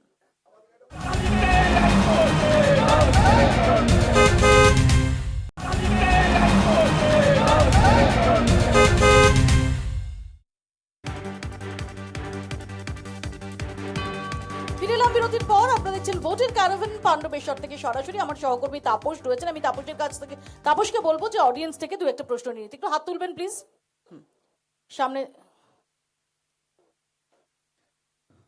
হ্যাঁ, আমার প্রশ্নটা ছিল সিপিএম যে সুভাষ আছে আমার ভাই, সুভাষ কাছে বলি সিপিএম যে আমাদের পাণ্ডেশ্বরে যে অবস্থান, আমি পাণ্ডেশ্বর বিধানসভা নিয়ে কথা বলি, আমি পাণ্ডেশ্বরে যে অবস্থান, সিপিএম দিনের বেলা বিজেপির সঙ্গে কুস্তি করছে, আর রাত্রে বেলা বিজেপির সঙ্গে দোস্তি করছে। তাহলে সিপিএম নিজের ভোটটাকে যদি নিজের কাছে রাখে, তাহলে আমার মনে হয় সিপিএম 4 নম্বর থাকবে পাণ্ডেশ্বরে। আর গুরুত্বপূর্ণ প্রশ্ন, থ্যাংক ইউ। আমি এই প্রসঙ্গে আসবো প্লিজ। একটা। আরেকটা না, একটাই প্রশ্ন। আর পাশের জনের প্রশ্ন একজন আছে, এই যে পাশের জন, হ্যাঁ বলুন। আমিও এই বামফ্রন্টে যিনি রয়েছেন সুভাষবাবু, তার কাছে প্রশ্ন রাখবো। তিনি এখনই যেটা বলছিলেন, দুর্নীতির যে কথা বলছেন, অনুব্রত বাবু বাইরে ঘুরছেন, তিনি কি ভুলে গিয়েছেন যে বামফ্রন্টে আমলে যে দুর্নীতিগুলো হয়েছিল, সাইবাড়ি থেকে শুরু করে তাপসী মালিক, নন্দীগ্রাম, এবং সর্বোপরি সুশান্ত ঘোষ, যিনি কঙ্কাল কেলেঙ্কারিতে দীর্ঘদিন যুক্ত হয়ে দীর্ঘদিন ছিলেন, তিনিও তো এখন বাইরে ঘুরছেন। তো সেইগুলোকে তিনি ভুলে গেছেন। ধন্যবাদ। আমি সেটা আমি দুটো তার কাছে প্রশ্নেরই প্রশ্ন উত্তর নেব, যদিও উনি যে দুর্নীতি মিন করছেন, আপনি যে সাইবাড়ি থেকে শুরু করে তাপসী মালিক বলছেন, সেটা ঠিক দুর্নীতি ক্যাটাগরিতে পড়ে না, কিন্তু ডেফিনেটলি সেগুলো যে অত্যন্ত কলঙ্কিত অধ্যায় বামেদের, এটা বলার অপেক্ষা রাখেন। আমি দুটো প্রশ্নেরই উত্তর নেব। প্রথমে ওনার প্রশ্ন, এটা কি অস্বীকার করতে পারেন যে বামের ভোট রামে যায়? বামের ভোট রামে যায়, এবং সেই জায়গায় দাঁড়িয়ে আপনারা যখন বামেরা যখন দাবি করে যে বিজেপি বিরোধিতায় আপনারা তৃণমূল কংগ্রেসকে কটাক্ষ করেন, অন্যদের কটাক্ষ করেন, আর ভোট বাক্সে দেখা যায় যে আপনাদের ভোটই চলে যাচ্ছে রামে। বীর বাহাদুর দা বলেছেন যে প্রশ্ন বামের ভোট রামে। এখানে দেখবেন এখন বর্তমানে যেটা শুরু হয়েছে যে সিপিএম কে দিয়ে ভোট নষ্ট করবেন না। আবার নিচে থেকে প্রশ্ন উঠে হলেও যে সিপিএম এর ভোট বামের ভোট এখন বামেরা ধরে রাখতে পারছে না, তারা দিনের বেলায় সিপিএম করছেন এবং রাত্রিবেলায় বিজেপি করছেন। এই যে হচ্ছে যে প্রশ্ন। এখানেও আমি মৌপিয়াদির এর আগের একটা প্রশ্নের জবাব দিয়েছিলাম যে এখানে সারা রাজ্য জুড়ে দেখবেন আজকে যিনি বিরোধী দলনেতা তিনিও হচ্ছে যে প্রাক্তন তৃণমূল, এখানে হচ্ছে অর্জুন সিং, এখানে জিতেন্দ্র তিওয়ারি যিনিও বিজেপি নেতা, এরকম লিস্ট ধরলে হচ্ছে যে বহু লিস্ট ঠিক আছে। আছে, ঠিক আমি সেখানে এক সেকেন্ড, ঠিক আছে, তৃণমূল থেকে বিজেপিতে যাচ্ছেন নেতারা, বিজেপি থেকে তৃণমূলে যাচ্ছেন, আপনারাই বলেন যে তৃণমূল বিজেপি মুদ্রার এপিটুপি, ঠিক আছে। এই বিতর্কটা বাইরে রেখে আপনারা তো আলাদা, আপনারা দাবি করেন, সেখানে আপনাদের ভোট ধরে রাখতে পারছেন না কেন? আপনাদের যে, এবং এই সব জায়গা তো একসময় আপনাদের গড় ছিল। হ্যাঁ সেই ছিল, নিশ্চয়ই গড় ছিল। সেটা দেখুন বর্তমানে 2011-র পর প্রায় হচ্ছে 14-15টা বছর গেছে। এর মধ্যে বিভিন্ন ঘটনা, সাংগঠনিক হচ্ছে যে যেসব কাজকর্ম যেভাবে আমাদের চালিয়ে যাওয়া দরকার সেই জায়গায় কিছুটা হলেও হচ্ছে যে আমরা পিছিয়ে আছি, সেটাও একটা হচ্ছে যে কারণ হতে পারে। এবং এই বিগত কয়েক বছর এবং এই নির্বাচনে যেটা আমরা দেখছি যে মানুষের যে ভরসা আদায়ের যোগ্য সেই ভোট যেটা হচ্ছে আমাদের থেকে সরে গেছিল, সেটা এই বিধানসভা নির্বাচনে প্রতিফলন হবে। সেটা সেই ভোট ব্যাংক সেটা তো আপনি আশা করছেন, আমাদের কিন্তু দিকে হচ্ছে যে ফিরে আসবে। ইন্ডিকেশনটা কোথায়? ইন্ডিকেশন মানুষ হচ্ছে যে দেখে নিয়েছে 2011-র পর 15টি বছর হচ্ছে যে বিজেপিকে দিয়ে ভোট দিয়ে যে তৃণমূলকে আটকানো, যদি কেউ আটকাতে পারে একমাত্র হচ্ছে যে বামপন্থীরা হতে পারে। মানুষেরা বলছেন এখনো তো ভোটটা হয়নি, ভোট হয়নি, সেই ভোটের রেজাল্ট আপনি 4 তারিখে হচ্ছে যে দেখতে পারবেন। আর যদি এক সেকেন্ড, আর যদি মিটিং মিছিলে ভিড়টা যদি সূচক হতো, তাহলে 2011-য় বুদ্ধদেব ভট্টাচার্যর রোড শোতে ওই বিপুল ভিড় আর ব্রিগেড, তার ব্যতিক্রম 2026-এ ঘটবে না তো? তার ব্যতিক্রম 2026-এ তৃণমূলের মিটিং মিছিলে যে ভিড়টা আছে, আপনি যেটা বলছেন যে 2011 পর্যন্ত বুদ্ধদেব বাবুর জনসভায় যে ভিড় ছিল, তার ব্যতিক্রম 2026-এ যে ঘটছে না তার কি গ্যারান্টি আছে? না না, আপনি বলছেন ঠিক আছে, আমি ধরে নিলাম যে তৃণমূল কংগ্রেস চলে যাচ্ছে, তাই তো? আসছে কারা তাহলে? বিজেপি? আপনারা কি এক সেকেন্ড না, সরকার করবে অষ্টম বামফ্রন্ট বল, সরকার। এটা শুনুন সরকার হবে, এটা বল না, আমরা এককভাবেই যে সরকার করতে পারবো সেটা বলছি না, কিন্তু কাকে নেবেন? তৃণমূলকে নেবেন? এক সেকেন্ড, তৃণমূলকে নেবেন না বিজেপিকে নেবেন? আইএসএফ, কংগ্রেস, এই চারজনের দিকে লাথ খেয়েছে, চারজনের দিকে।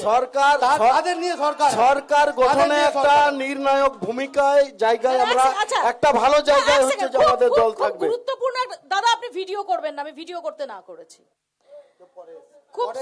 খুব সিম্পল একটা প্রশ্ন, ঠিক আছে, আপনি যেটা বলছেন খুব গুরুত্বপূর্ণ নিউজ পয়েন্ট।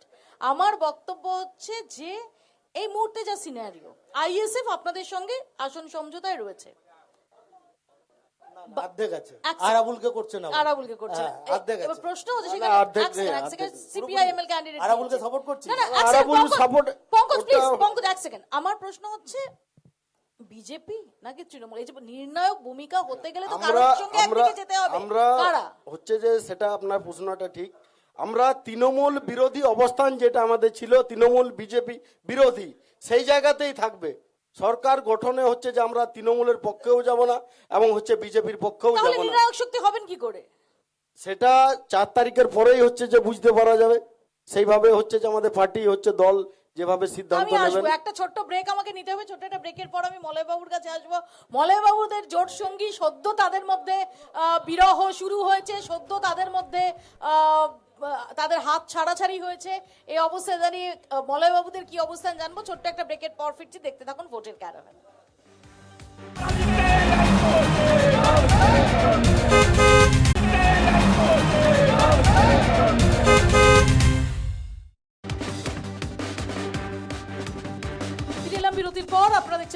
ক্যারাভান পাণ্ডবেশ্বর থেকে সরাসরি আমি মলয়বাবুর কাছে আসবো। মলয়বাবু, এই যে বামেদের সঙ্গে আপনাদের সম্প্রতি বামেদের হাত আপনারা ছেড়েছেন, আপনারা এককভাবে লড়ছেন, কিন্তু বামেদের মিটিং মিছিলে বিশেষ করে ইয়াংস্টার যারা তাদের মিটিং মিছিল কর্মসূচিতে সেখানে ভিড় হচ্ছে, বামেরা তারা বলছেন যে তারাই ডিসাইসিভ ফ্যাক্টর হবেন। তো কোথাও কি একটা আক্ষেপ কাজ করছে যে না, বোধহয় বামেদের হাতটা না ছাড়াটাই ভালো হতো? না, এখানে কোনো আক্ষেপের জায়গা নেই। আমরা 2011 সালে বামেরা ভালো করবে। আমরা 2011 সালে টিএমসির সাথে জোট করে সরকার এনেছি, কিন্তু টিএমসি একক সংখ্যাগরিষ্ঠতা পেয়ে কংগ্রেসকে বাইপাস করেছে। আবার বামেরা ভুল বুঝতে পেরেছে পরমাণু চুক্তি নিয়ে 2011 সালে। তারপর ওরা যখন সরকার থেকে চলে যায়, সময়ের নিয়মে ওরা বুঝতে পেরেছে নিজেদের অবস্থান এবং ভুল, সেই নিয়ে কংগ্রেসের সাথে জোট করেছে, একবার নয় দুবার। কিন্তু কংগ্রেস বামেদের সঙ্গে জোটে গিয়ে কি পেল? যে বাম আমলে আপনারাই অভিযোগ করে থাকেন যে আপনাদের হাজার হাজার কর্মী নেতা তারা নাকি রাজনৈতিক হিংসার বলি হয়েছেন, তারপর সেই কংগ্রেস বামেদের সঙ্গে হাত মেলালো এবং 2024-এও আমরা দেখেছি যে অধীর রঞ্জন চৌধুরী যাচ্ছেন, তার গলায় এমনকি কাস্তে হাতুড়ি তারার উত্তরীয়। ফাইনালি আপনারা পেলেন কি? এই যে 10 বছর ধরে বেশিরভাগ সময়টা একটা দুটো ব্যতিক্রম ছাড়া আপনারা বামেদের সঙ্গে হাত মিলিয়ে চললেন, পেলেন কি আপনারা? এক সময় তো আমরা টিএমসির সাথে হাত মিলিয়ে সরকার সেটা তো ভিন্ন প্রসঙ্গ। আমি বলছি কিন্তু বামেদের কাছে কি পেলেন? এখন আস্তে আস্তে কংগ্রেসের ভোট ব্যাংক আস্তে আস্তে নষ্ট হয়েছে। সেই জোট করে করে জোটের রাজনীতি করে দীর্ঘ 20 বছর ধরে জোটের রাজনীতি হয়েছে, একাতে কংগ্রেসের ভোট ব্যাংক নষ্ট হয়েছে। এই জন্য আমাদের হাইকমান্ড ডিসিশন নিয়েছে 294 সিটে একক লড়বে এবং তাদের নিজেদের অবস্থানটা সঠিক বুঝতে পারা যাবে। কারোর সাথে জোট করলে কিন্তু তার নিজের যে নিজস্ব ভোট ব্যাংক আছে, ক্ষমতাটা, নিজের যে ক্ষমতাটা, সেটা তো দীর্ঘ 20 বছর নেই। আমরা সত্যি তো আমরা যার সাথেই জোট করি, কিন্তু যে সরকারে থাকে তার বাদ দিয়ে নিজের কিন্তু অবস্থান বুঝতে পারে না। আর 20 বছর পর সেই জন্য এই ডিসিশন নেওয়া হয়েছে যে আমাদের ভোট ব্যাংক কি। আর আমরা নিশ্চয়ই যে মানুষ এই 15 বছর 35 বছর, আমরা প্রায় 49 বছর এই ওয়েস্ট বেঙ্গলে নেই, তো এই জন্য একটা বার্তা দিতে চাই এবং মানুষও বুঝতে পারছে যে আর কংগ্রেসের বিকল্প সারা দেশে নেই। আমি আসবো। আরেকজন দর্শকের যে প্রশ্ন ছিল, তিনি সামনে সারিতে ছিলেন, যে প্রশ্নটা করেছিলেন যে এখন নানান অভিযোগ সুভাষ আপনারা আনছেন তৃণমূলের বিরুদ্ধে, কিন্তু আপনাদের সময়ের যে কালো অধ্যায়গুলো, সেটা সাঁইবাড়ি হোক, সেটা মরিচঝাঁপি হোক, সেটা নেতাই হোক, সেটা তাপসী মালিক হোক, এগুলো কি ভুলে গেছেন? কঙ্কাল কাণ্ড হোক, এগুলো কি ভুলে গেছেন? দেখুন, এই বিষয় নিয়ে নতুন করে আর কিছু বলতে চাইছি না। এই বিষয় নিয়ে বহু ডিবেট হয়েছে, বহু বিষয়ে যে যারা যতটা হচ্ছে যে যেভাবে বলা হয় এখনো হচ্ছে সেই সব ঘটনা নিয়ে তখন যা ঘটেছে সেই নিয়ে নতুন করে আর বিতর্কিত বা কোনো প্রশ্ন হচ্ছে যে তুলতে চাইছি না। আমি এবার পঙ্কজ বাবুর কাছে আসি। পঙ্কজ বাবু, দুর্নীতি প্রসঙ্গ যখন আসে, সার্বিকভাবে আমরা গত বছর 3-4 যেরকম ভাবে একের পর এক দুর্নীতির ধাক্কা শাসক শিবিরে লাগতে দেখেছি, যেভাবে একের পর এক হেভিওয়েটকে জেলে যেতে দেখেছি, যাদের মধ্যে বেশিরভাগ এখন ছাড়া পেয়েছেন, তারা বাইরে জামিনে ছাড়া পেয়েছেন, অফকোর্স অ্যাকুইটাল নয়, তারা জামিনে ছাড়া পেয়েছেন। তার মধ্যে জ্যোতিপ্রিয় মল্লিকের মতো যারা, তারা টিকিটও পেয়েছেন, এবং জ্যোতিপ্রিয় মল্লিক শুধু টিকিট পাওয়া না, মমতা বন্দ্যোপাধ্যায় দুদিন আগেই বলেছেন যে জ্যোতিপ্রিয় মল্লিক তাকে ফাঁসানো হয়েছিল, তিনি আসলে ভালো করতে গিয়েছিলেন। কিন্তু সার্বিকভাবে এই দুর্নীতি রাজ, বিশেষ করে শিক্ষা দুর্নীতির মতো দুর্নীতি, যেখানে যোগ্য চাকরি প্রার্থীদের হাহাকার দেখেছে গোটা রাজ্য, সেটা আপনাদের ওপর প্রভাব ফেলবে না? নেগেটিভ একটা ইম্প্যাক্ট হবে না? আচ্ছা, এটা কারা বলছে? এটা প্রথম হচ্ছে বুঝতে হবে কারা বলছে। মধ্যপ্রদেশে নিয়োগ কেলেঙ্কারি হয়েছিল, সর্ববৃহৎ নিয়োগ কেলেঙ্কারি, ব্যাপক কেলেঙ্কারি। 40 জন যারা হচ্ছে এই প্রক্রিয়ায় যুক্ত ছিল তাদের রহস্য মৃত্যু হয়েছে। বিজেপি চেয়ার ফাঁকা থাকলেও তো প্রশ্ন করতাম, ইয়েদুরুপি আপ্পাকে ভুলে গেছে বিজেপির লোকেরা? বিজেপির লোকেরা হিন্ডেনবার্গ ভুলে গেছে? বিজেপির লোকেদের হাত ধরে আদানিকে অস্ট্রেলিয়ায় নিয়ে গিয়ে কয়লা চুক্তি করা হলো।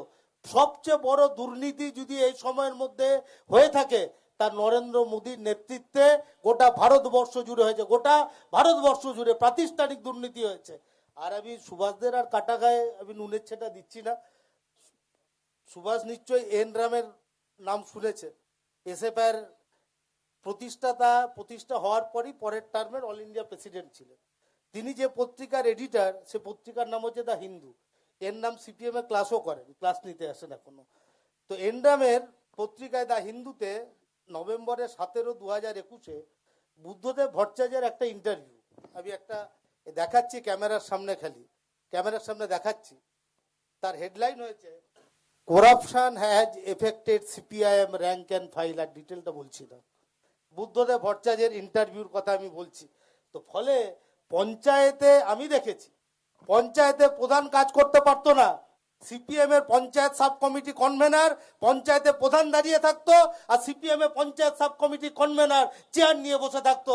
আমি সিপিএম এর এলসিএস ছিলাম, প্রতিবাদ করায় আমার বিরুদ্ধে সিপিএম এর জেলা কমিটির মেম্বাররা তারা একত্রিত হয়েছিল। ফলে সিপিএম এর এইসব কথা বলার কোনো মানে হয় না। আর কংগ্রেসকে আমি বলবো যে দুর্নীতি নিয়ে কংগ্রেসের নিশ্চয়ই বলার কিছু জায়গা থাকে না। স্পেকট্রাম নিশ্চয়ই মানুষ ভোলেনি, কমনওয়েলথ ভোলেনি, গলি গলি মে শোর হয় ভোলেনি। ফলে কংগ্রেস কোনো কিছু দুর্নীতি বলার আগে আয়নাতে নিজেদের মুখটা দেখে নেওয়া ভালো। সুভাষের এই জন্য উত্তর নিন। আপনারা সে কথা আগে ভাববেন, তারপরে বলুন। সুভাষের উত্তর নেই। সুভাষ, দুর্নীতি প্রসঙ্গটা আমার মনে হচ্ছে আরো আগে এলেই ভালো হতো, বেশি করে সময় পাওয়া যেত। এখনো সময় পাবেন, বলুন। দুর্নীতি আমরা দেখেছি সারা দেশের দুর্নীতির সাথে যদি যোগ করা যায়, প্রতিটি রাজ্যকে ছেড়ে এবং পশ্চিমবঙ্গ এক জায়গায় রেখে এমন কোনো ডিপার্টমেন্ট নেই সেখানে হচ্ছে যে দুর্নীতি হয়নি। আমরা দেখছি সাদা খাতা জমা দিয়ে স্কুলের শিক্ষক, ফাঁকা খাতা জমা দিয়ে হচ্ছে বিডিও, ফাঁকা খাতা জমা দিয়ে হচ্ছে যে পুলিশ। জ্যোতিপ্রিয় মল্লিকের নাম মৌপিয়াদি বললেন, এবং হচ্ছে এখন শুধুই বলি এই ইলেকশনে যা দেখলাম যে শুধুমাত্র পার্থ চ্যাটার্জি ছেড়ে দিয়ে সবাই হচ্ছে যে জামিন পাওয়া গেছে। কয়লা চুরি, লোহা চুরি, বালি চুরি, পার্থ চ্যাটার্জিও জামিন পেয়েছেন। জামিন পেয়েছেন। হ্যাঁ, না ক্যান্ডিডেট হয়নি যেটা বলছি। সে তো জীবন কৃষ্ণ সাহাও জীবন ক্যান্ডিডেট কৃষ্ণ হননি, সাহা, মানিক ভট্টাচার্য এরকম হচ্ছে যে ক্যান্ডিডেট লিস্ট হননি। দেখেন, প্রায় হচ্ছে যে অর্ধেকের বেশি মন্ত্রী হচ্ছে বিভিন্ন কারাপশনের সাথে যুক্ত, তদন্ত চলাকালীন ভেতরে গেছেন, বাইরে বেরিয়ে এসেছেন। এরকম ঘটনা বহু হচ্ছে আমাদের তপন রাজ্যে। ঘোষ ক্যান্ডিডেট হয়েছে, এক সেকেন্ড, তপন ঘোষ ক্যান্ডিডেট হয়েছে। না, না, যেসব তপন ঘোষের কথা যারা মনে আছে? যারা তপন ঘোষের কথা মনে আছে? হ্যাঁ মনে আছে, তপন ঘোষ ক্যান্ডিডেট হয়েছেন। ক্যান্ডিডেট এখন যে হ্যাঁ, হয়েছেন, আমি জানি না, আমি information চাইছি। Candidate হয়েছেন। দা হিন্দুর কথা ধরে যেটা যে বললো যে কারাপশন হ্যাজ এফেক্টেড, না না, হিন্দু বা অন্য যে কোনো মানে বড় বড় সংবাদপত্র, বড় সাংবাদিকের নাম করছি না, খুব ছোট সাংবাদিকের একটা অজ্ঞানতার কারণে একটা প্রশ্ন, এবারের লিস্টে কি তপন ঘোষের নাম আছে? না নেই, হ্যাঁ, না তপন ঘোষের নাম আছে। আচ্ছা, এটাই আমার জানার ছিল। এক সেকেন্ড, এবার মলয় বাবুর কাছে আসি। না, আমার একটা আমার বলার আছে। না না, মানে যেহেতু বলছে যে সাদা খাতা আর কি কি বললো, ফাঁকা খাতা নাকি না লেখা খাতা কি সব বললো, আমি কি সব বললো, আমি সিপিএম এর সময়ে মিনিমাম হচ্ছে সুভাষ লজ্জা পাবে 300-350 জন নেতার নাম বলবো, তারা কেবলমাত্র হোল টাইমার হওয়ার জন্য তাদের স্ত্রী আর তাদের কন্যারা হচ্ছে স্কুলে চাকরি এখনো পেয়েছে। 2011 থেকে পঙ্কজদা, 2011 থেকে গভর্নমেন্টে আপনারা আছেন, এখনো তদন্ত কেন করেননি? এখনো তদন্ত কেন করেননি? 2011 পর থেকে গভর্নমেন্ট আপনার, প্রশাসন আপনার, পুলিশ হচ্ছে যে সবকিছু, এখনো তদন্ত কেন করলেন না? প্রতিহিংসা পরায়ণ নয় এই সরকার। দুর্গাপুরের একজন, তিনি হচ্ছে সর্বোচ্চ নেতৃত্ব, তাকে যখন হোল টাইমার হওয়ার সুপারিশ করা হলো ডিএসপি চাকরি ছেড়ে, তিনি ভরপুর পার্টি জেলা সেক্রেটারি, তিনি বললেন দাঁড়ান বলতে দিন বললেন আমার বউকে আগে স্কুলের টিচার করতে হবে, তারপরে আমি জেলা সেক্রেটারিয়েট হব, হোল টাইমার হব। গোটা পার্টির জেলা সম্পাদক মদন ঘোষ থেকে শুরু করে নিরুপম সেন না মাথা নিচু করে ওনাকে দুর্গাপুরের একটা স্কুলে ওনার ওয়াইফকে চাকরি দিলেন, তারপরে উনি দুর্গাপুরের সর্বোচ্চ নেতৃত্ব হলেন। আমি এরকম 300-350 জনের নাম খালি দুর্গাপুর মহকুমায় বলতে পারি। ঠিক আছে, দুর্গাপুর মহকুমায় সাদা খাতা ফাঁকা খাতা ছাড়ুন, পরীক্ষায় বসতে হয়েছে, এদের পরীক্ষায় বসতে হয়নি। ফোনে ফোনে বলেছে হেডমাস্টার আর ম্যানেজিং কমিটির সেক্রেটারিকে আই উইটনেস যে বলেছে যে অমুকের কাগজটা দেখে।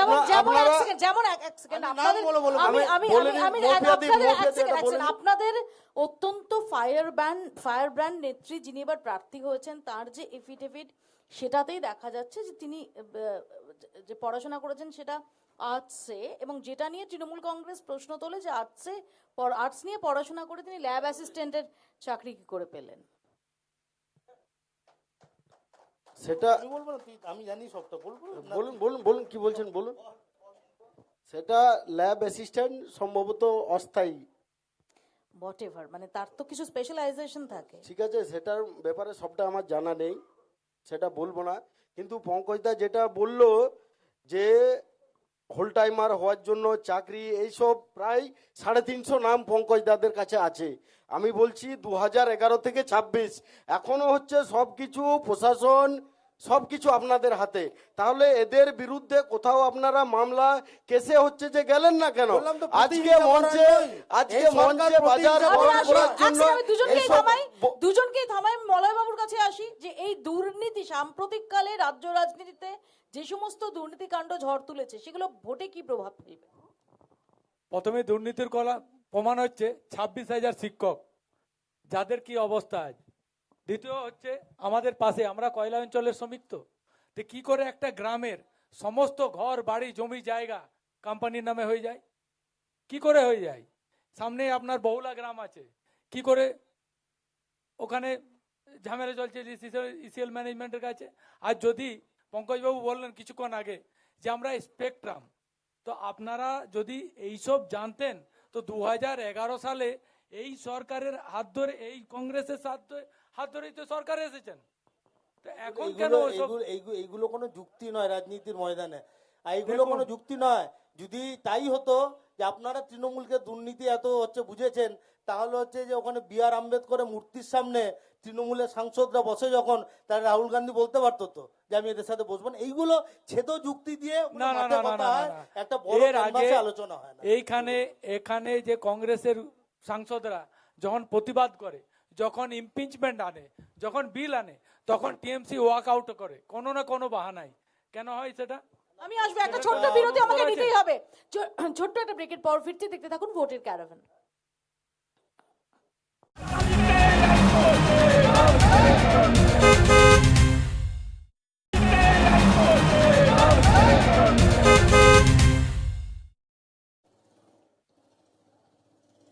ফিরে এলাম বিরতির পর। ভোটের ক্যারাভান নিয়ে আমরা রয়েছি পাণ্ডবেশ্বর কেন্দ্রে, একদম শেষ পর্যায়ে চলে এসেছি। আমি একটু পঙ্কজ বাবুর কাছে আসি। পঙ্কজ বাবু, যেহেতু কলিয়ারি এলাকা, আমি যদি একদম পাণ্ডবেশ্বরে আবারও কনসেন্ট্রেট করি, আমি দেখেছি এর আগে বহু দিন ধরেই এইসব এলাকায় এসেছি, কলিয়ারি এলাকা ঘুরেছি, দেখেছি বিস্তীর্ণ এলাকা, সেখানে যে ধসের সমস্যা, সে ধসের সমস্যা সেটা বিপজ্জনক।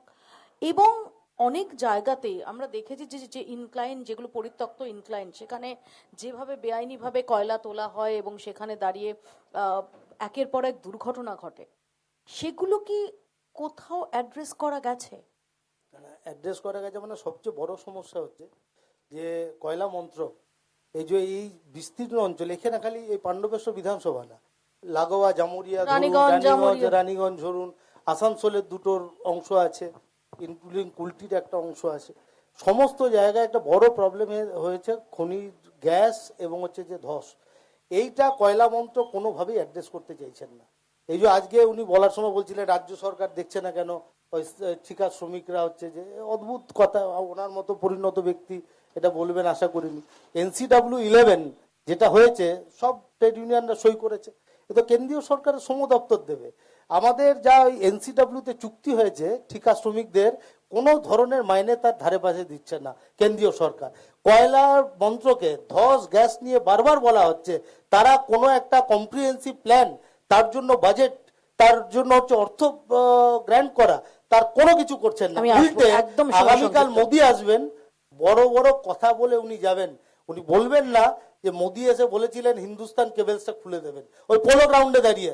হিন্দুস্তান কেবলস খোলেনি, বার্ন স্ট্যান্ডার্ড খোলেনি, 23টা কয়লা খাদান বন্ধ হয়েছে ECL এর মোদির সময়ে MMC, BOGL, Hindustan fertiliser, central public sector unit এগুলো খোলেনি। দেশের অন্যান্য সার কারখানা খুলেছে, কিন্তু রাজ্যের দুটো সার কারখানা, দুর্গাপুর এবং হলদিয়া, তা খোলেনি, কারণ এই রাজ্যের মুখ্যমন্ত্রীর নাম মমতা বন্দ্যোপাধ্যায়। আমাদের সময় একদমই সংক্ষিপ্ত। মলয়বাবুর কাছে আসি। মলয়বাবু, এই যে খনির সঙ্গে যুক্ত যে মানুষ, তাদের সুরক্ষা সেটা এনশিওর হচ্ছে না। আপনি দেখেছেন যে এখনই দাদা বললেন যে আমরা কয়লা অঞ্চলে থাকি। এই কয়লা অঞ্চলের একটা নিয়ম আছে, যখন ওপেন কাস্ট হবে সেই ওপেন কাস্ট কিন্তু কোথাও ভরাট হয় না। সিপিএম এর সময় থেকে দেখেছি যে ওপেন কাস্ট হলো কিন্তু ওপেনই রেখে দেওয়া হলো। কি জন্য? সেটা তো চুরি, সেটা তো কয়লা চুরি, সেটা গ্যাস, এগুলো সম্ভাবনা বেড়ে। এখন যে 15 বছর আছে সরকারে, তারাও তো কোনো উদ্যোগ নিচ্ছে না যে এই ওপেন কাস্টগুলোকে বন্ধ করার কোনো ব্যবস্থা।